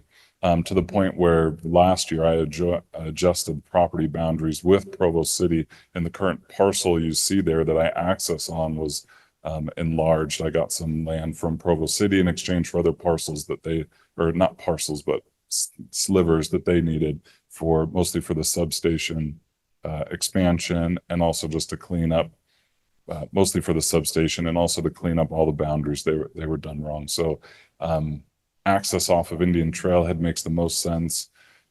Going from 66 units to 16, obviously we're talking about much fewer trips per day. Maybe I'll say this as well. The Indian Trailhead is probably in flux as well. This is not the final state of what the road will look like there, both with development considerations up above it. So I think that in the meantime, in the short term, Indian Trailhead Road is used. There's residents that use it, and the impact by the project won't be substantial. They'll be able to use the same in and out on Indian Trailhead Road and Canyon Road. I recently drove by the property. It was in fairness, it was like 2 months ago. I saw a for sale sign. Was that, were you thinking about selling it until you came up with this plan? Yes, actually, when I put that up, I was like, "Oh, maybe I should try and do townhomes." The very Okay. moment I put that sign up. Also, it's nice to, get calls from people that are interested in it. I've always been looking for a construction partner for it. So Okay. yes, that's me. Okay. That's my sign. It is the old picture on it when I proposed condos to be put on it. That's why I asked the for sale question, but you're pretty committed to kind of building this project through I don't know. I feel like I was more until you got beaten down by the sewer. no, just, it's been a few years. So Yeah. I don't know. I'm not going to, Yeah. I don't know. Cool. Well, there's It's been a protections. If while. not, I feel comfortable with that regardless, but Yeah. yeah, thank you. But yeah, maybe I'll address to it. There's always talk about the units that are on there and how many units that can go there. I, of course, would like to put more units on there. The feedback that I got back on sewer was they would allow 20 to 23 units on there. So I wanted, obviously I really wanted 20, right? I felt like that would make more sense for me, but we just couldn't make it work. If you want to have a 2-car garage, then this is what you can get on the site. So there's not, even 4 more units wouldn't be an impact to the sewer. I think the city would have been fine. Obviously, I'm being somewhat presumptuous. I'm not presumptuous. They have the reports that allow for they would allow for more. So 16 is just really what we could make work there to where the units are going to be the kind of units that I feel like are most appropriate for that area. Just out of curiosity, what are the things in the back here there's like behind the townhomes? Those are retaining walls, just to kind of show that, again, they're not engineered or designed, but just showing Right. that we would have some type of retaining there. If nothing else, just to have a boundary in between the flat area of the townhomes and, where the slope is. And then what about those, maybe if I could, maybe I can see it on my paper, but what about the structure looking things? Is it parking? It's like guest parking or something like that. Okay, good. Yeah. Yeah, so the 6 units that are on the east side there, they're drawn up in that picture without driveways. So in order to provide some excess guest parking, that was the idea. Makes sense. But, I don't know that necessarily has to make it to the final. Anyway, it'll be that, or if we push all 6 townhome units back enough, then there'd be more parking in front of the units. So those are kind of the 2 options. Okay. Thank you. Mhm. I have one one last. more How long question. do you think it will take to get it built? Oh man. What do you anticipate? I guess it depends I on thought how many people would be retaining living there walls. by now, to be honest, but I don't know. I would guess at stuff like that before, but once you get the permit to build, 6 months. 6 Okay. to 9 months once you get a construction permit. Thank you. I have one question real quick. Sorry. The access road that connects to Indian Trailhead Road, there's a lot of empty, like open space that's not planned to be built on. It looks like, what's kind of the vision for that? Is it difficult to build on that due to the slope or the ground conditions? Is that just meant to be kind of left alone? Yes, I actually have an engineered design of that as well, but we'll see if that's the final. Obviously, we need to do a final plat to figure out where to do that. But that area there's enough room for an access road, a private drive like that, and the rest of it will be slope that matches kind of the other slope that's already there in the, back where the townhomes are. Okay. And it'll be, one of the advantages of going in and doing this is even that slope that's just there is raw gravel right now. You can hydroseed that, and whether the city requires it or not, if you want to sell townhomes and you want to have You're probably people going to have have to do that. backyards, there's Yeah. going to be landscaping that goes in, and the hydroseeding's not prohibitively expensive, and you could reseed it with natural grasses and sago lily flowers and whatever we decide to do there. So that would be a benefit, or will be a benefit when the property's developed, is the landscaping and the finishing of the site. Amazing. Thank you. We'll now open this to public comments. Sorry, what? Yeah, if the neighborhood district chairs are present, they will have 3 minutes to comment. Hello, Sharon Memmott, Neighborhood District Board. I'd like to take a minute or two to clear up a couple of things from the staff report and then possibly take my allotted time. First, a statement in the neighborhood issues that was discussed at the meeting in October 2nd and received full support with the understanding of the applicant coming to address concerns of density, height, utilities, and trails in a development agreement. In actuality, the poll that we took said that the neighbors were in favor of the project as presented, i.e. 16 units over parked, easement granted for the adjoining trail, with, and I quote, the lowest density possible to accommodate the project. Most of the room was in favor of the size and scope of what was presented. No one voted in favor of no change, and only one person online was all right with the project and with the change to the MDR zone. Many of us have lived in the area long enough or attended enough of these meetings to see development agreements attached to overzoning get misplaced, filed incorrectly, or simply changed without any input from the neighbors who worked hard for them to begin with. I've seen 2 issues arise with projects with development agreements just this year in my area. Once the zone is changed to MDR, the city could be put in a very precarious position with a new owner saying that 16 units doesn't pencil and requesting what is allowed by that then current code of 120 units, on which I figured on only 4 acres of buildable area up there. I believe that a variance of 10 or even 15% of the height of the buildings is not an unreasonable ask for the developer in an LDR zone, considering the proposed project doesn't cover even 50% of the lot with no immediately adjacent neighbors. And I would propose that that's something that could be put in an LDR zone with the citywide. If property doesn't cover 50% of the proposed project area, that they be given a variance for the height of, say, 10%. Let's see. An LDR zone with a simple variance of a couple feet in height would protect the neighbors and you from having to keep watching the area through all the possibilities this could become in an MDR, which still doesn't have the sewer capacity that may be asked for even in a small MDR project. Also, the staff report mentions that the neighbors were in favor based on the development agreement being attached to this zone change to limit the size of the project. But in over a month's time since that meeting, there's no development agreement included here in the staff report that would actually show in writing what these limits would be so that the neighbors could say they agree with that statement. If the MDR zone is approved, a much larger project would have no requirement to go through the full process again, just a simple concept approval plan. And if you have any questions, I'd love to address some of the comments that were made from the dais about the project and its history. I have a question. Can you walk me through in a little bit more detail the issue with the building height?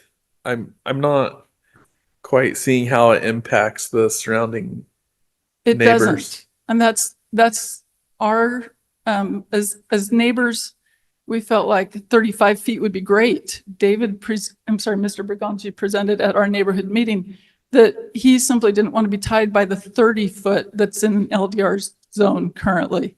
And that's why I suggest a possible LDR code amendment that would allow, because he's not covering the whole property as he could, that because he's not covering that whole property, that he be given, that it be written in code that developers are allowed to go because a normal residence could go 35 feet. So 35 feet seems a reasonable allowance in an LDR zone.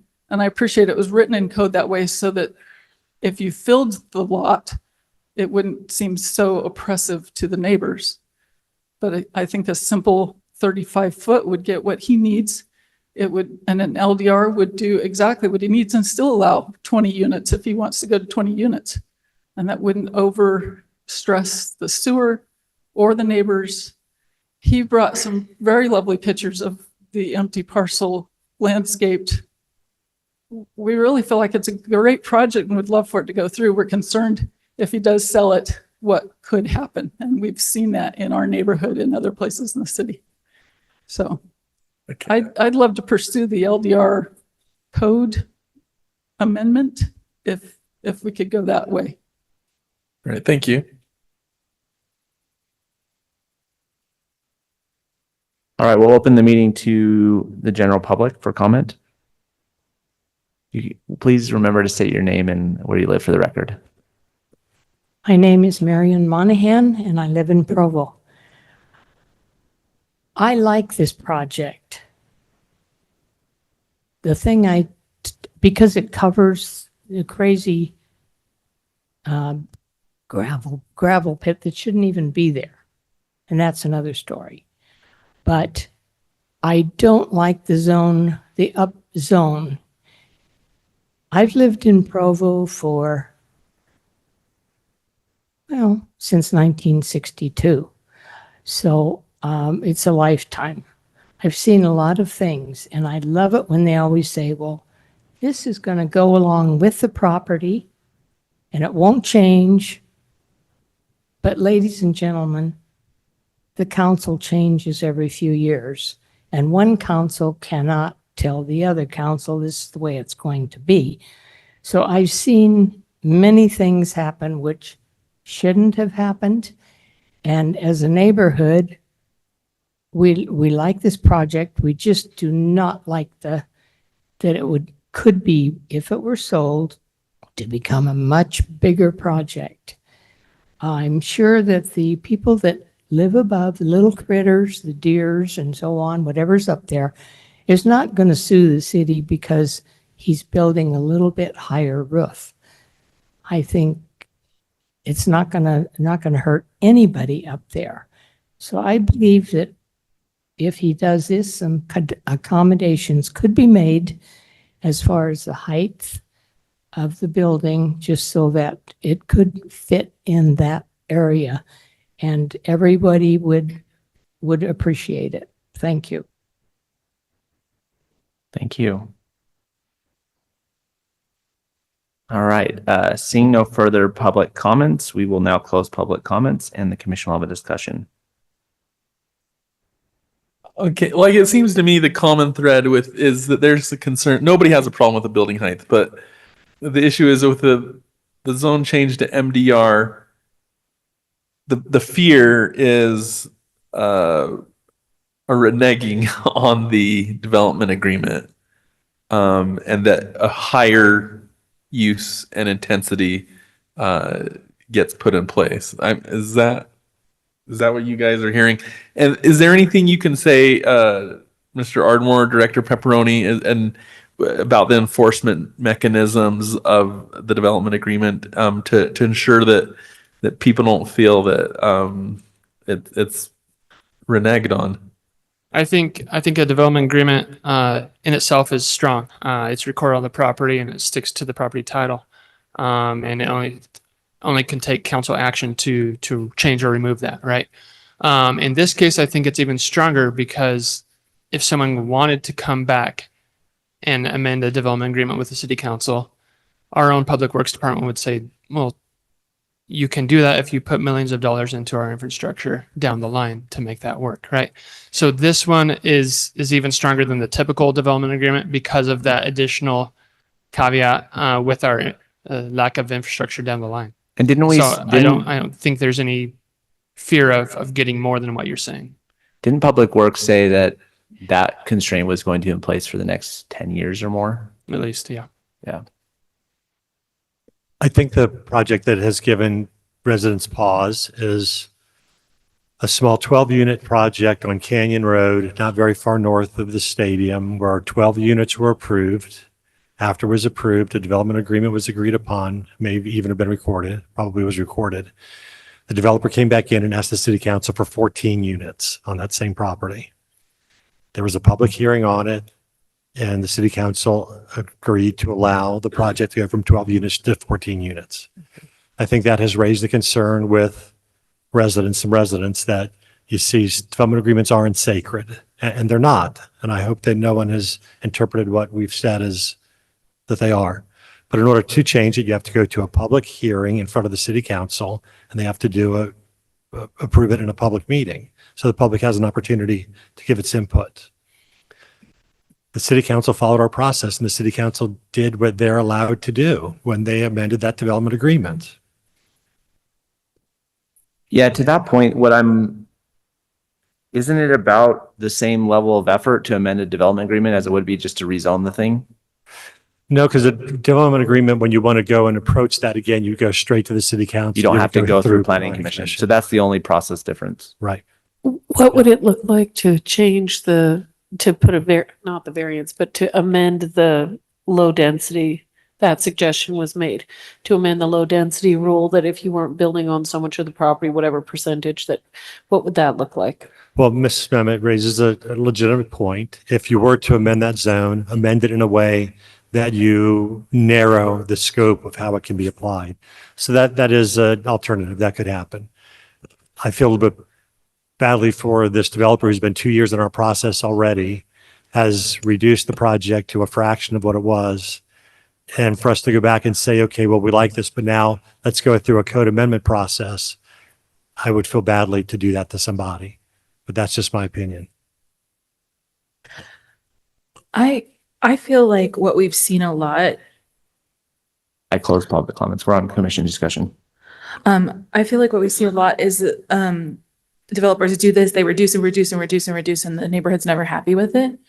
And this is also the neighborhood that just made sure they didn't have to take any ADUs. So no incremental development or density, you know? One other thing I forgot to point out is that the neighborhood plan that's about to go to city council next week that went through you specifies this property as MDR. He's following the neighborhood plan by asking Yes. for MDR.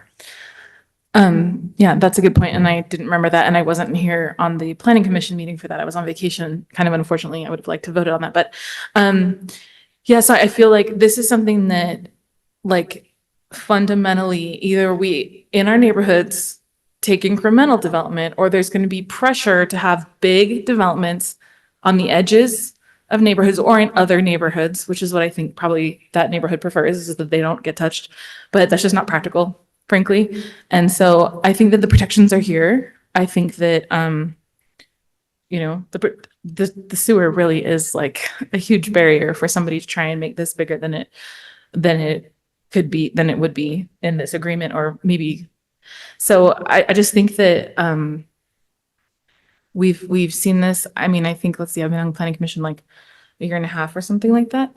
And that's what I keep seeing, is that no matter what we bring, whatever a developer brings, the neighborhoods, there are certain neighborhoods who just don't want anything there. They just want to keep the land open. And I don't think that that's workable. I don't think it's practical. I don't think it's right for us to stand in the way of a developer who in good faith is trying to work with us. So yeah, I'm kind of frustrated on behalf of people who need housing, frankly. And I've seen it just totally, solutions just constantly get shot down. And so I think this needs to happen, and the sooner it can happen, the better, in my opinion.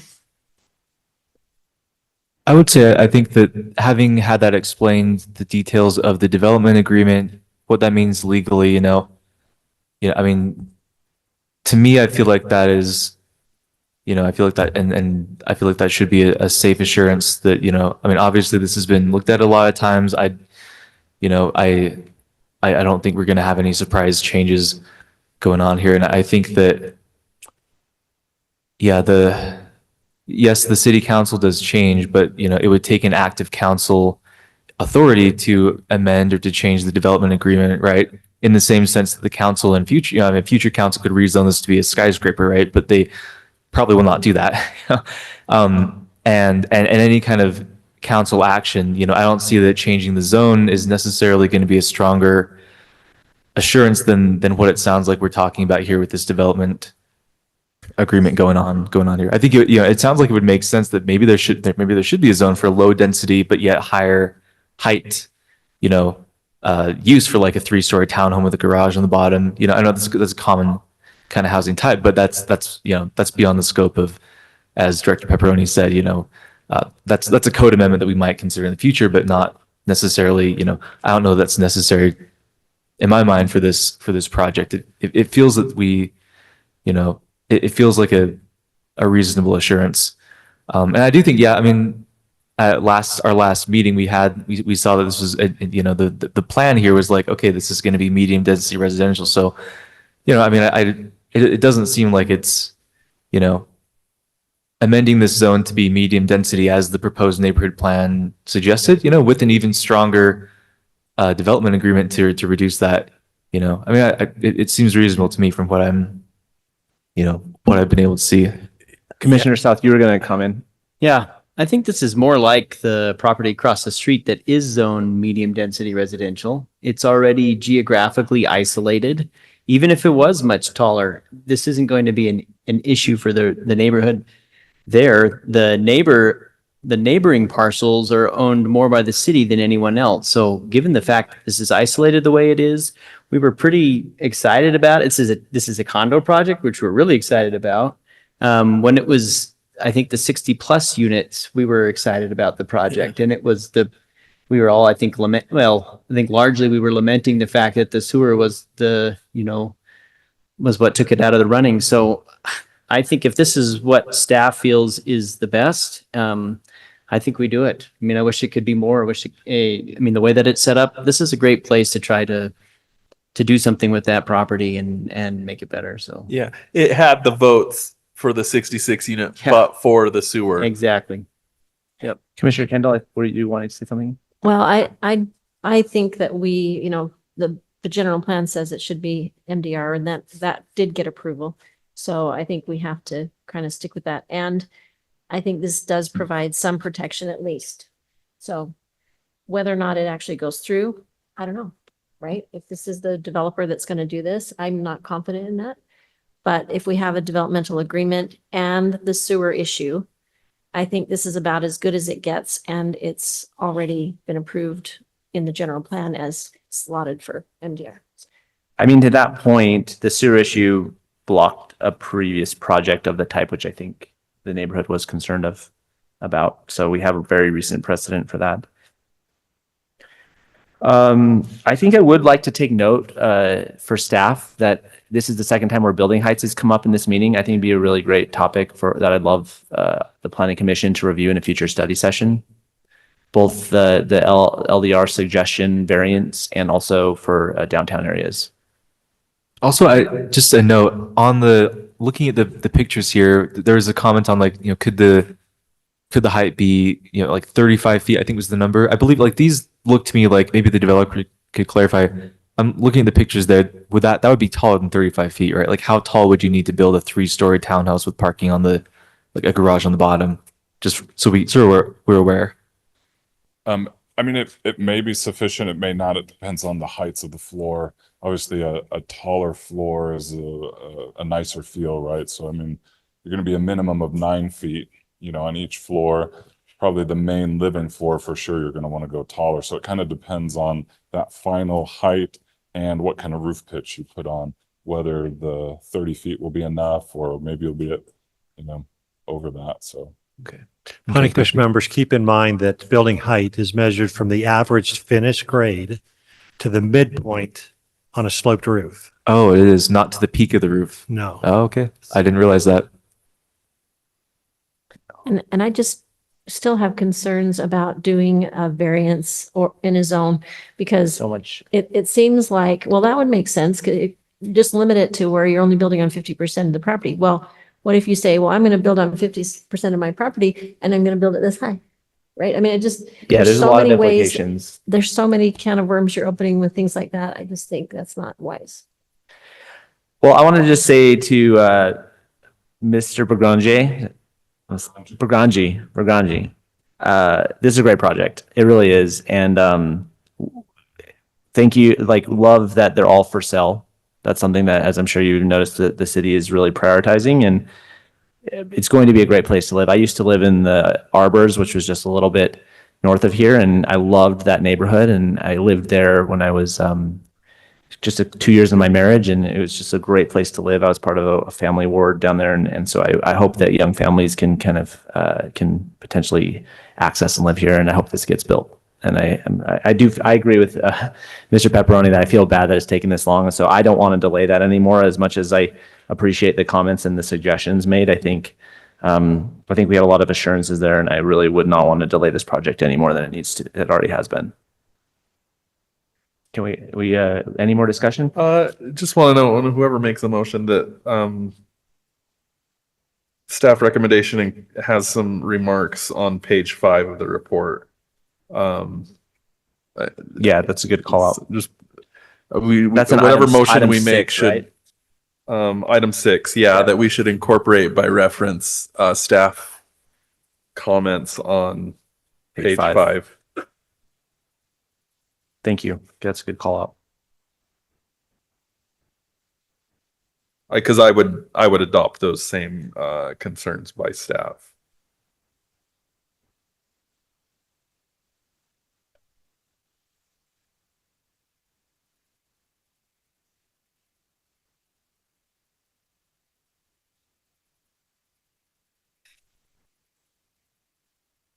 And just question for staff, is that something you want us to officially put in the motion? The parts about owner occupancy and As much as you want to, right? I think the applicant has since addressed that to make it much less of a concern for staff. Okay. But if it wants to flow through your motions to the city council, I think that makes sense. okay, thank you. We have a motion? Yeah, I'll make a motion. Item number 6, David Berganji requests a zone map amendment from the A15 agricultural zone to the MDR medium residential zone in order to build a 16 townhome units located approximately of 5568 North Canyon Road, North Timview neighborhood. And I'd like to incorporate by reference page 5 of the staff report addressing installation of needed infrastructure, mitigation of impacts, and owner occupancy. We have a second on that motion? I'll second. Discussion on the motion? All right, seeing no discussion, let's vote. Aye. Aye. Aye. Aye. Aye. Nay. I will also vote aye. That was for item 6, correct? Passed unanimously now. Or did you read them both in? I kind of want, just for the purposes of our record, if our commissioner could just, because this will be in our report to city council, just state your reasons for. Okay, yeah, that's good. That's a good point. I think that everybody wants the same thing here. I think the neighborhood wants the same thing, the developer wants the same thing, but I did understand the comment about the laying ourselves open to having another developer take it over. And I do know of a couple of other projects here in Provo where where things didn't go as planned and things go upside down and then things get sold and then it becomes kind of a problem. And so I was hopeful that there'd be a way that everybody could be happier about this one. That's my reasoning, but I think it's a great project. Okay. And I would be happier if there were more units. I think it'd be a great project. And I don't think the height's a problem there at all.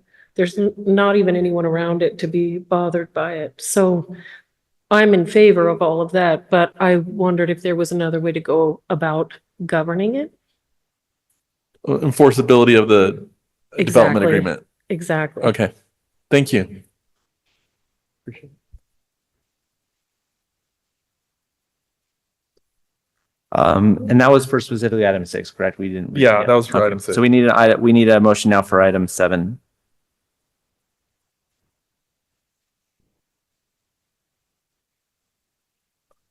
I'll make a motion and move that we approve the concept plan of item 7 for 16 townhomes in a proposed MDR zone located at the 5568 North Canyon Road.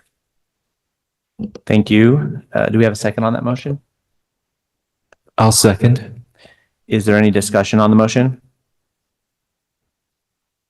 I like the plan, so how do I vote? I like the plan. I don't like the MDR. So I think I would say vote consistently. I think I would vote nay, right?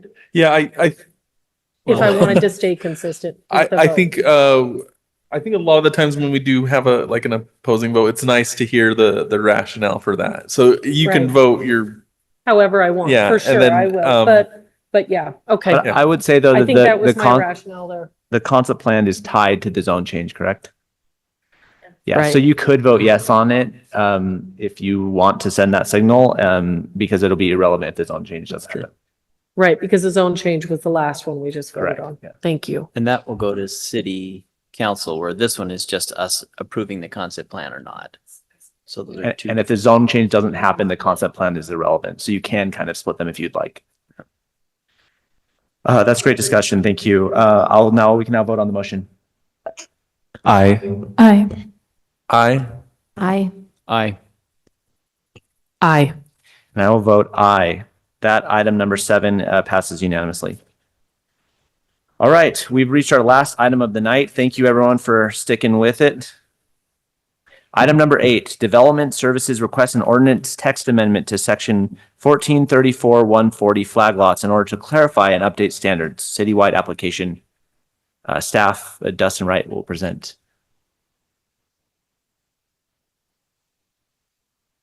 Okay, I'm just passing around an updated version from what's in your staff report.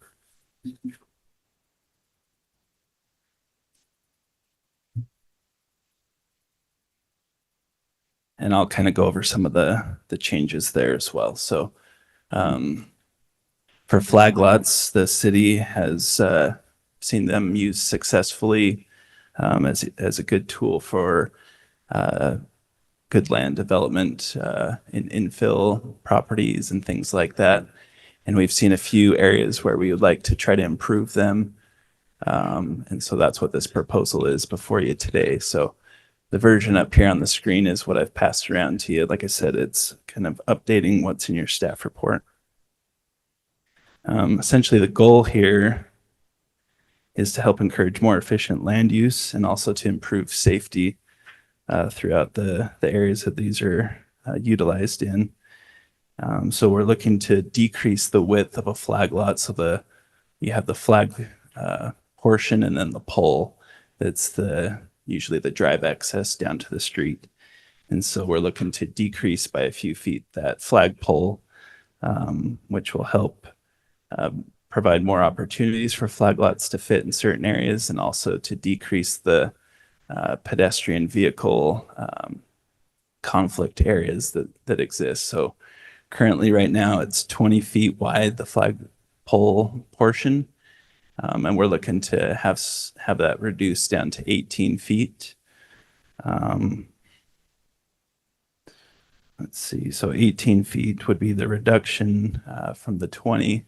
But we've also, after meeting with Public Works and our fire department, have come up with a few other options here. So a single flag lot could be 15 feet of width, as long as there's an adjacent property that they've added a 5-foot perpetual private utility easement that's adjacent to that. So that would be so that they can get in there and do utility work that would be in the flagpole portion. So that was the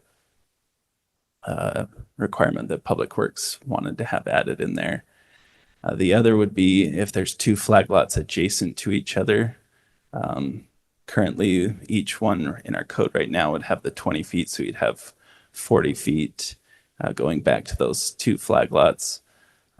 We would like the ability to have that reduced down to 25 feet, that they would share that flagpole flagpole for each of those 2 lots. So they kind of split that 25 feet between the 2 of those. That would help with that reduction in width. So those are some of the major changes there. The other would be for fire to have access to be able to get back to deeper lots. So if they're over 149 feet, they would need to have a turnaround for fire trucks to be able to safely turn around. And then also at 200 feet, if the home was more than 200 feet, then the home would need to have a fire suppression system, like fire sprinklers within the home. So that was the other requirement that fire wanted to have added to this. So yeah, these reductions will help allow more flexibility as we look at these flag lots in our reviews. And we see that it would be a good change to help improve safety and allow more flexibility to allow more housing units within our city. And so I'd be happy to answer any questions that you might have. When we made these updates, did we have specific flag lots in mind to allow them to be able to be developable? I think typically when we're helping people at the front counter that are coming in with a property in mind, we're kind of going over the numbers.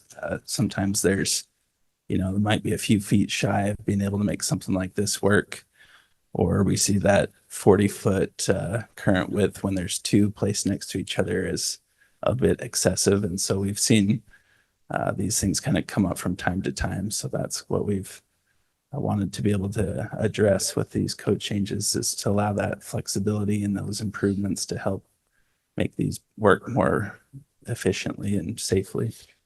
Like, I wonder, the reason why I ask is like, what with the 12 feet driveway requirement, makes a lot of sense, but why, if you already have the 12 feet driveway, why the 18-foot rule? Like, yeah, so the 18 feet is, so there's going to be utilities that have to run in there. There's sewer and water, and they have separation minimums that they have to be set apart. So the 18 feet is, was 20. Their Public Works is looking at being able to go down to 18 and still be able to meet those minimum separations for the utilities. We would have loved to crank it back even more, Mr. Whitlock, but that's the minimum needed to get the engineering to work, the underground utilities to work. Okay, that makes sense. Thank you. And for fire access, to be able to get fire apparatus back there safely. The paved area will be 12 feet, but to have that extra clearance might be potentially for that as well. So that makes sense. Thank you. In our staff reports, I appreciated there was a good, I think, definition of the flag lot, of what the flag lot is and what that means. And I noticed in this section, I don't really see a specific definition of what a flag lot is or what the different parts of it are, the main lot and the driveway. I guess my question is, would it be worth adding that to this flag lot section? Are there definitions elsewhere in the code that clarify exactly what a flag lot is? My other question is, it mentions frontage onto the main street. Is it worth with clarifying definitions? Would it be helpful? Is it necessary to clarify that this is the minimum width of the entire driveway pole section of the flag, or is it beyond just saying this, just the frontage? I don't know if that's an issue, but I'm imagining somebody making a wide frontage and like a narrow, like a cone. Yeah, like a cone, or maybe that's not, maybe nobody's actually done that, but I'm wondering if would it be helpful to have that could that be added to this section to define clearly what we're talking about with the flag lot? Yeah, it's a good question. We do have a separate section in our code that has all our definitions. Oh, okay. So we can double check there to make sure there's a good definition for flag lot. What I'm learning is we're all really good at thinking how to break rules. Just to confirm what Dustin's in 1406.020 flag lot is defined, and all those definitions would be in there. Okay. Yeah, that's it for me. Any other questions for Mr. Wright? All right, thank you. Since the city is the applicant, we can now move to public comments. If there are any neighborhood district chairs, you're welcome to come up first, and you can have 3 minutes to comment. All right, seeing no neighborhood district chairs, we will open it to general comments. All right, seeing no commenters, we will now close general comments and have a commission discussion. Mr. Whitlock? Yes. I think our housing landscape has changed completely since this ordinance was written 40 years ago or so. I mean, the very opening sentence, I think our situation has totally changed. We're now trying to build more housing. We're now trying to use our land more efficiently. So in the 15 years I've been here, I've never understood why this section of code is so restrictive. And we've seen many flag lots get approved through our process following these guidelines for years. And it just has seemed overly demanding and overkill. And so this was an attempt to help get more housing units built, to use more land more efficiently by loosening this up some and making it a little more user friendly. So that was the genesis of this. Thank you for that context. I mean, I'll just say the reason why I was saying, questioning 18 feet is I agree. I feel like I think this is really great movement in the right direction. And it's great to hear that. It sounds like a lot of other departments have weighed in on the safety concerns potentially. And my brother owns a property with a half acre behind him, and he's like, I would love to chop this thing in half and develop a house behind it, and someone else could live there. And I actually want to go measure the 18 feet on that and see if he has the easement on the one side. But I think there's probably a lot of situations like that in the city where it'll open up a lot for new housing. I agree. It's a good step forward. And I think this is hopefully the beginning of some changes we can do to allow lots of really good for sale info. One thought, I'm just curious on this for maybe for Mr. Wright. I know in some kinds of developments, some places, an option for driveways is a ribbon driveway where you have 2 strips of paved material, right? So like 2 strips, one for each tire of the car, but you're not necessarily like having to pave the center. I don't know that there's any precedent for that in Provo code for like allowing that. It seems like for permeability, for those kinds of other benefits and less expense to make a driveway for a flag lot situation like this, where you're not switching lanes or swerving. I wonder, I mean, it seems to me like that, this is just a thought, but like, would that be something possible to make, like, could that make sense for a flag lot to allow like a ribbon driveway like that? Yeah, so we do allow that on just regular single family lots. Okay. So I would imagine that could be utilized as well. Our code doesn't say that can't be used on a flag lot. I would just I'll double check that with our fire department, make sure that they would be comfortable with something like that on a flag lot, or if they would require the 12 feet to be solid. But yeah, we do have like stabilizing grid and pavers as an option, or the ribbons like you mentioned. So we do have some alternative options besides just asphalt or concrete. Okay, thank you.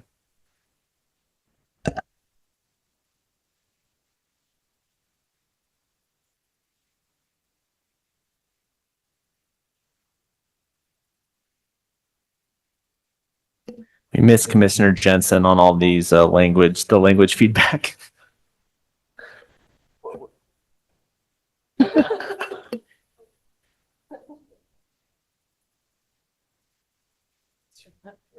I think it looks reasonable. I think that, if in the future we figure out that we could shrink it down even more and make it easier to get back, maybe I think this is a good first step. I think changing the first paragraph is probably one of the most significant parts of this. We're actually, we're saying this is something that's encouraged, and that we do feel like this is a valid thing to do. I think it seems reasonable.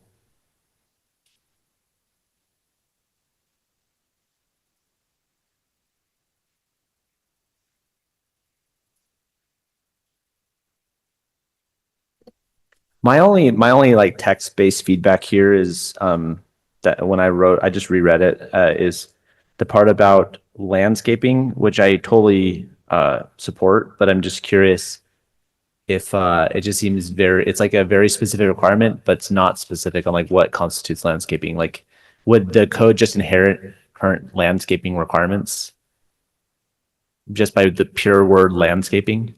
Yeah, so we do already have that in our residential landscape standards, that like what landscaping is, if it's drought tolerant, those type of things are all in there. So that same language would be applicable for the flag lots. Okay, and you don't need to say must be landscaped in accordance with this code. You just by escaping landscaped, it sort of inherits that. Yeah, That's how it works. Okay. Yeah.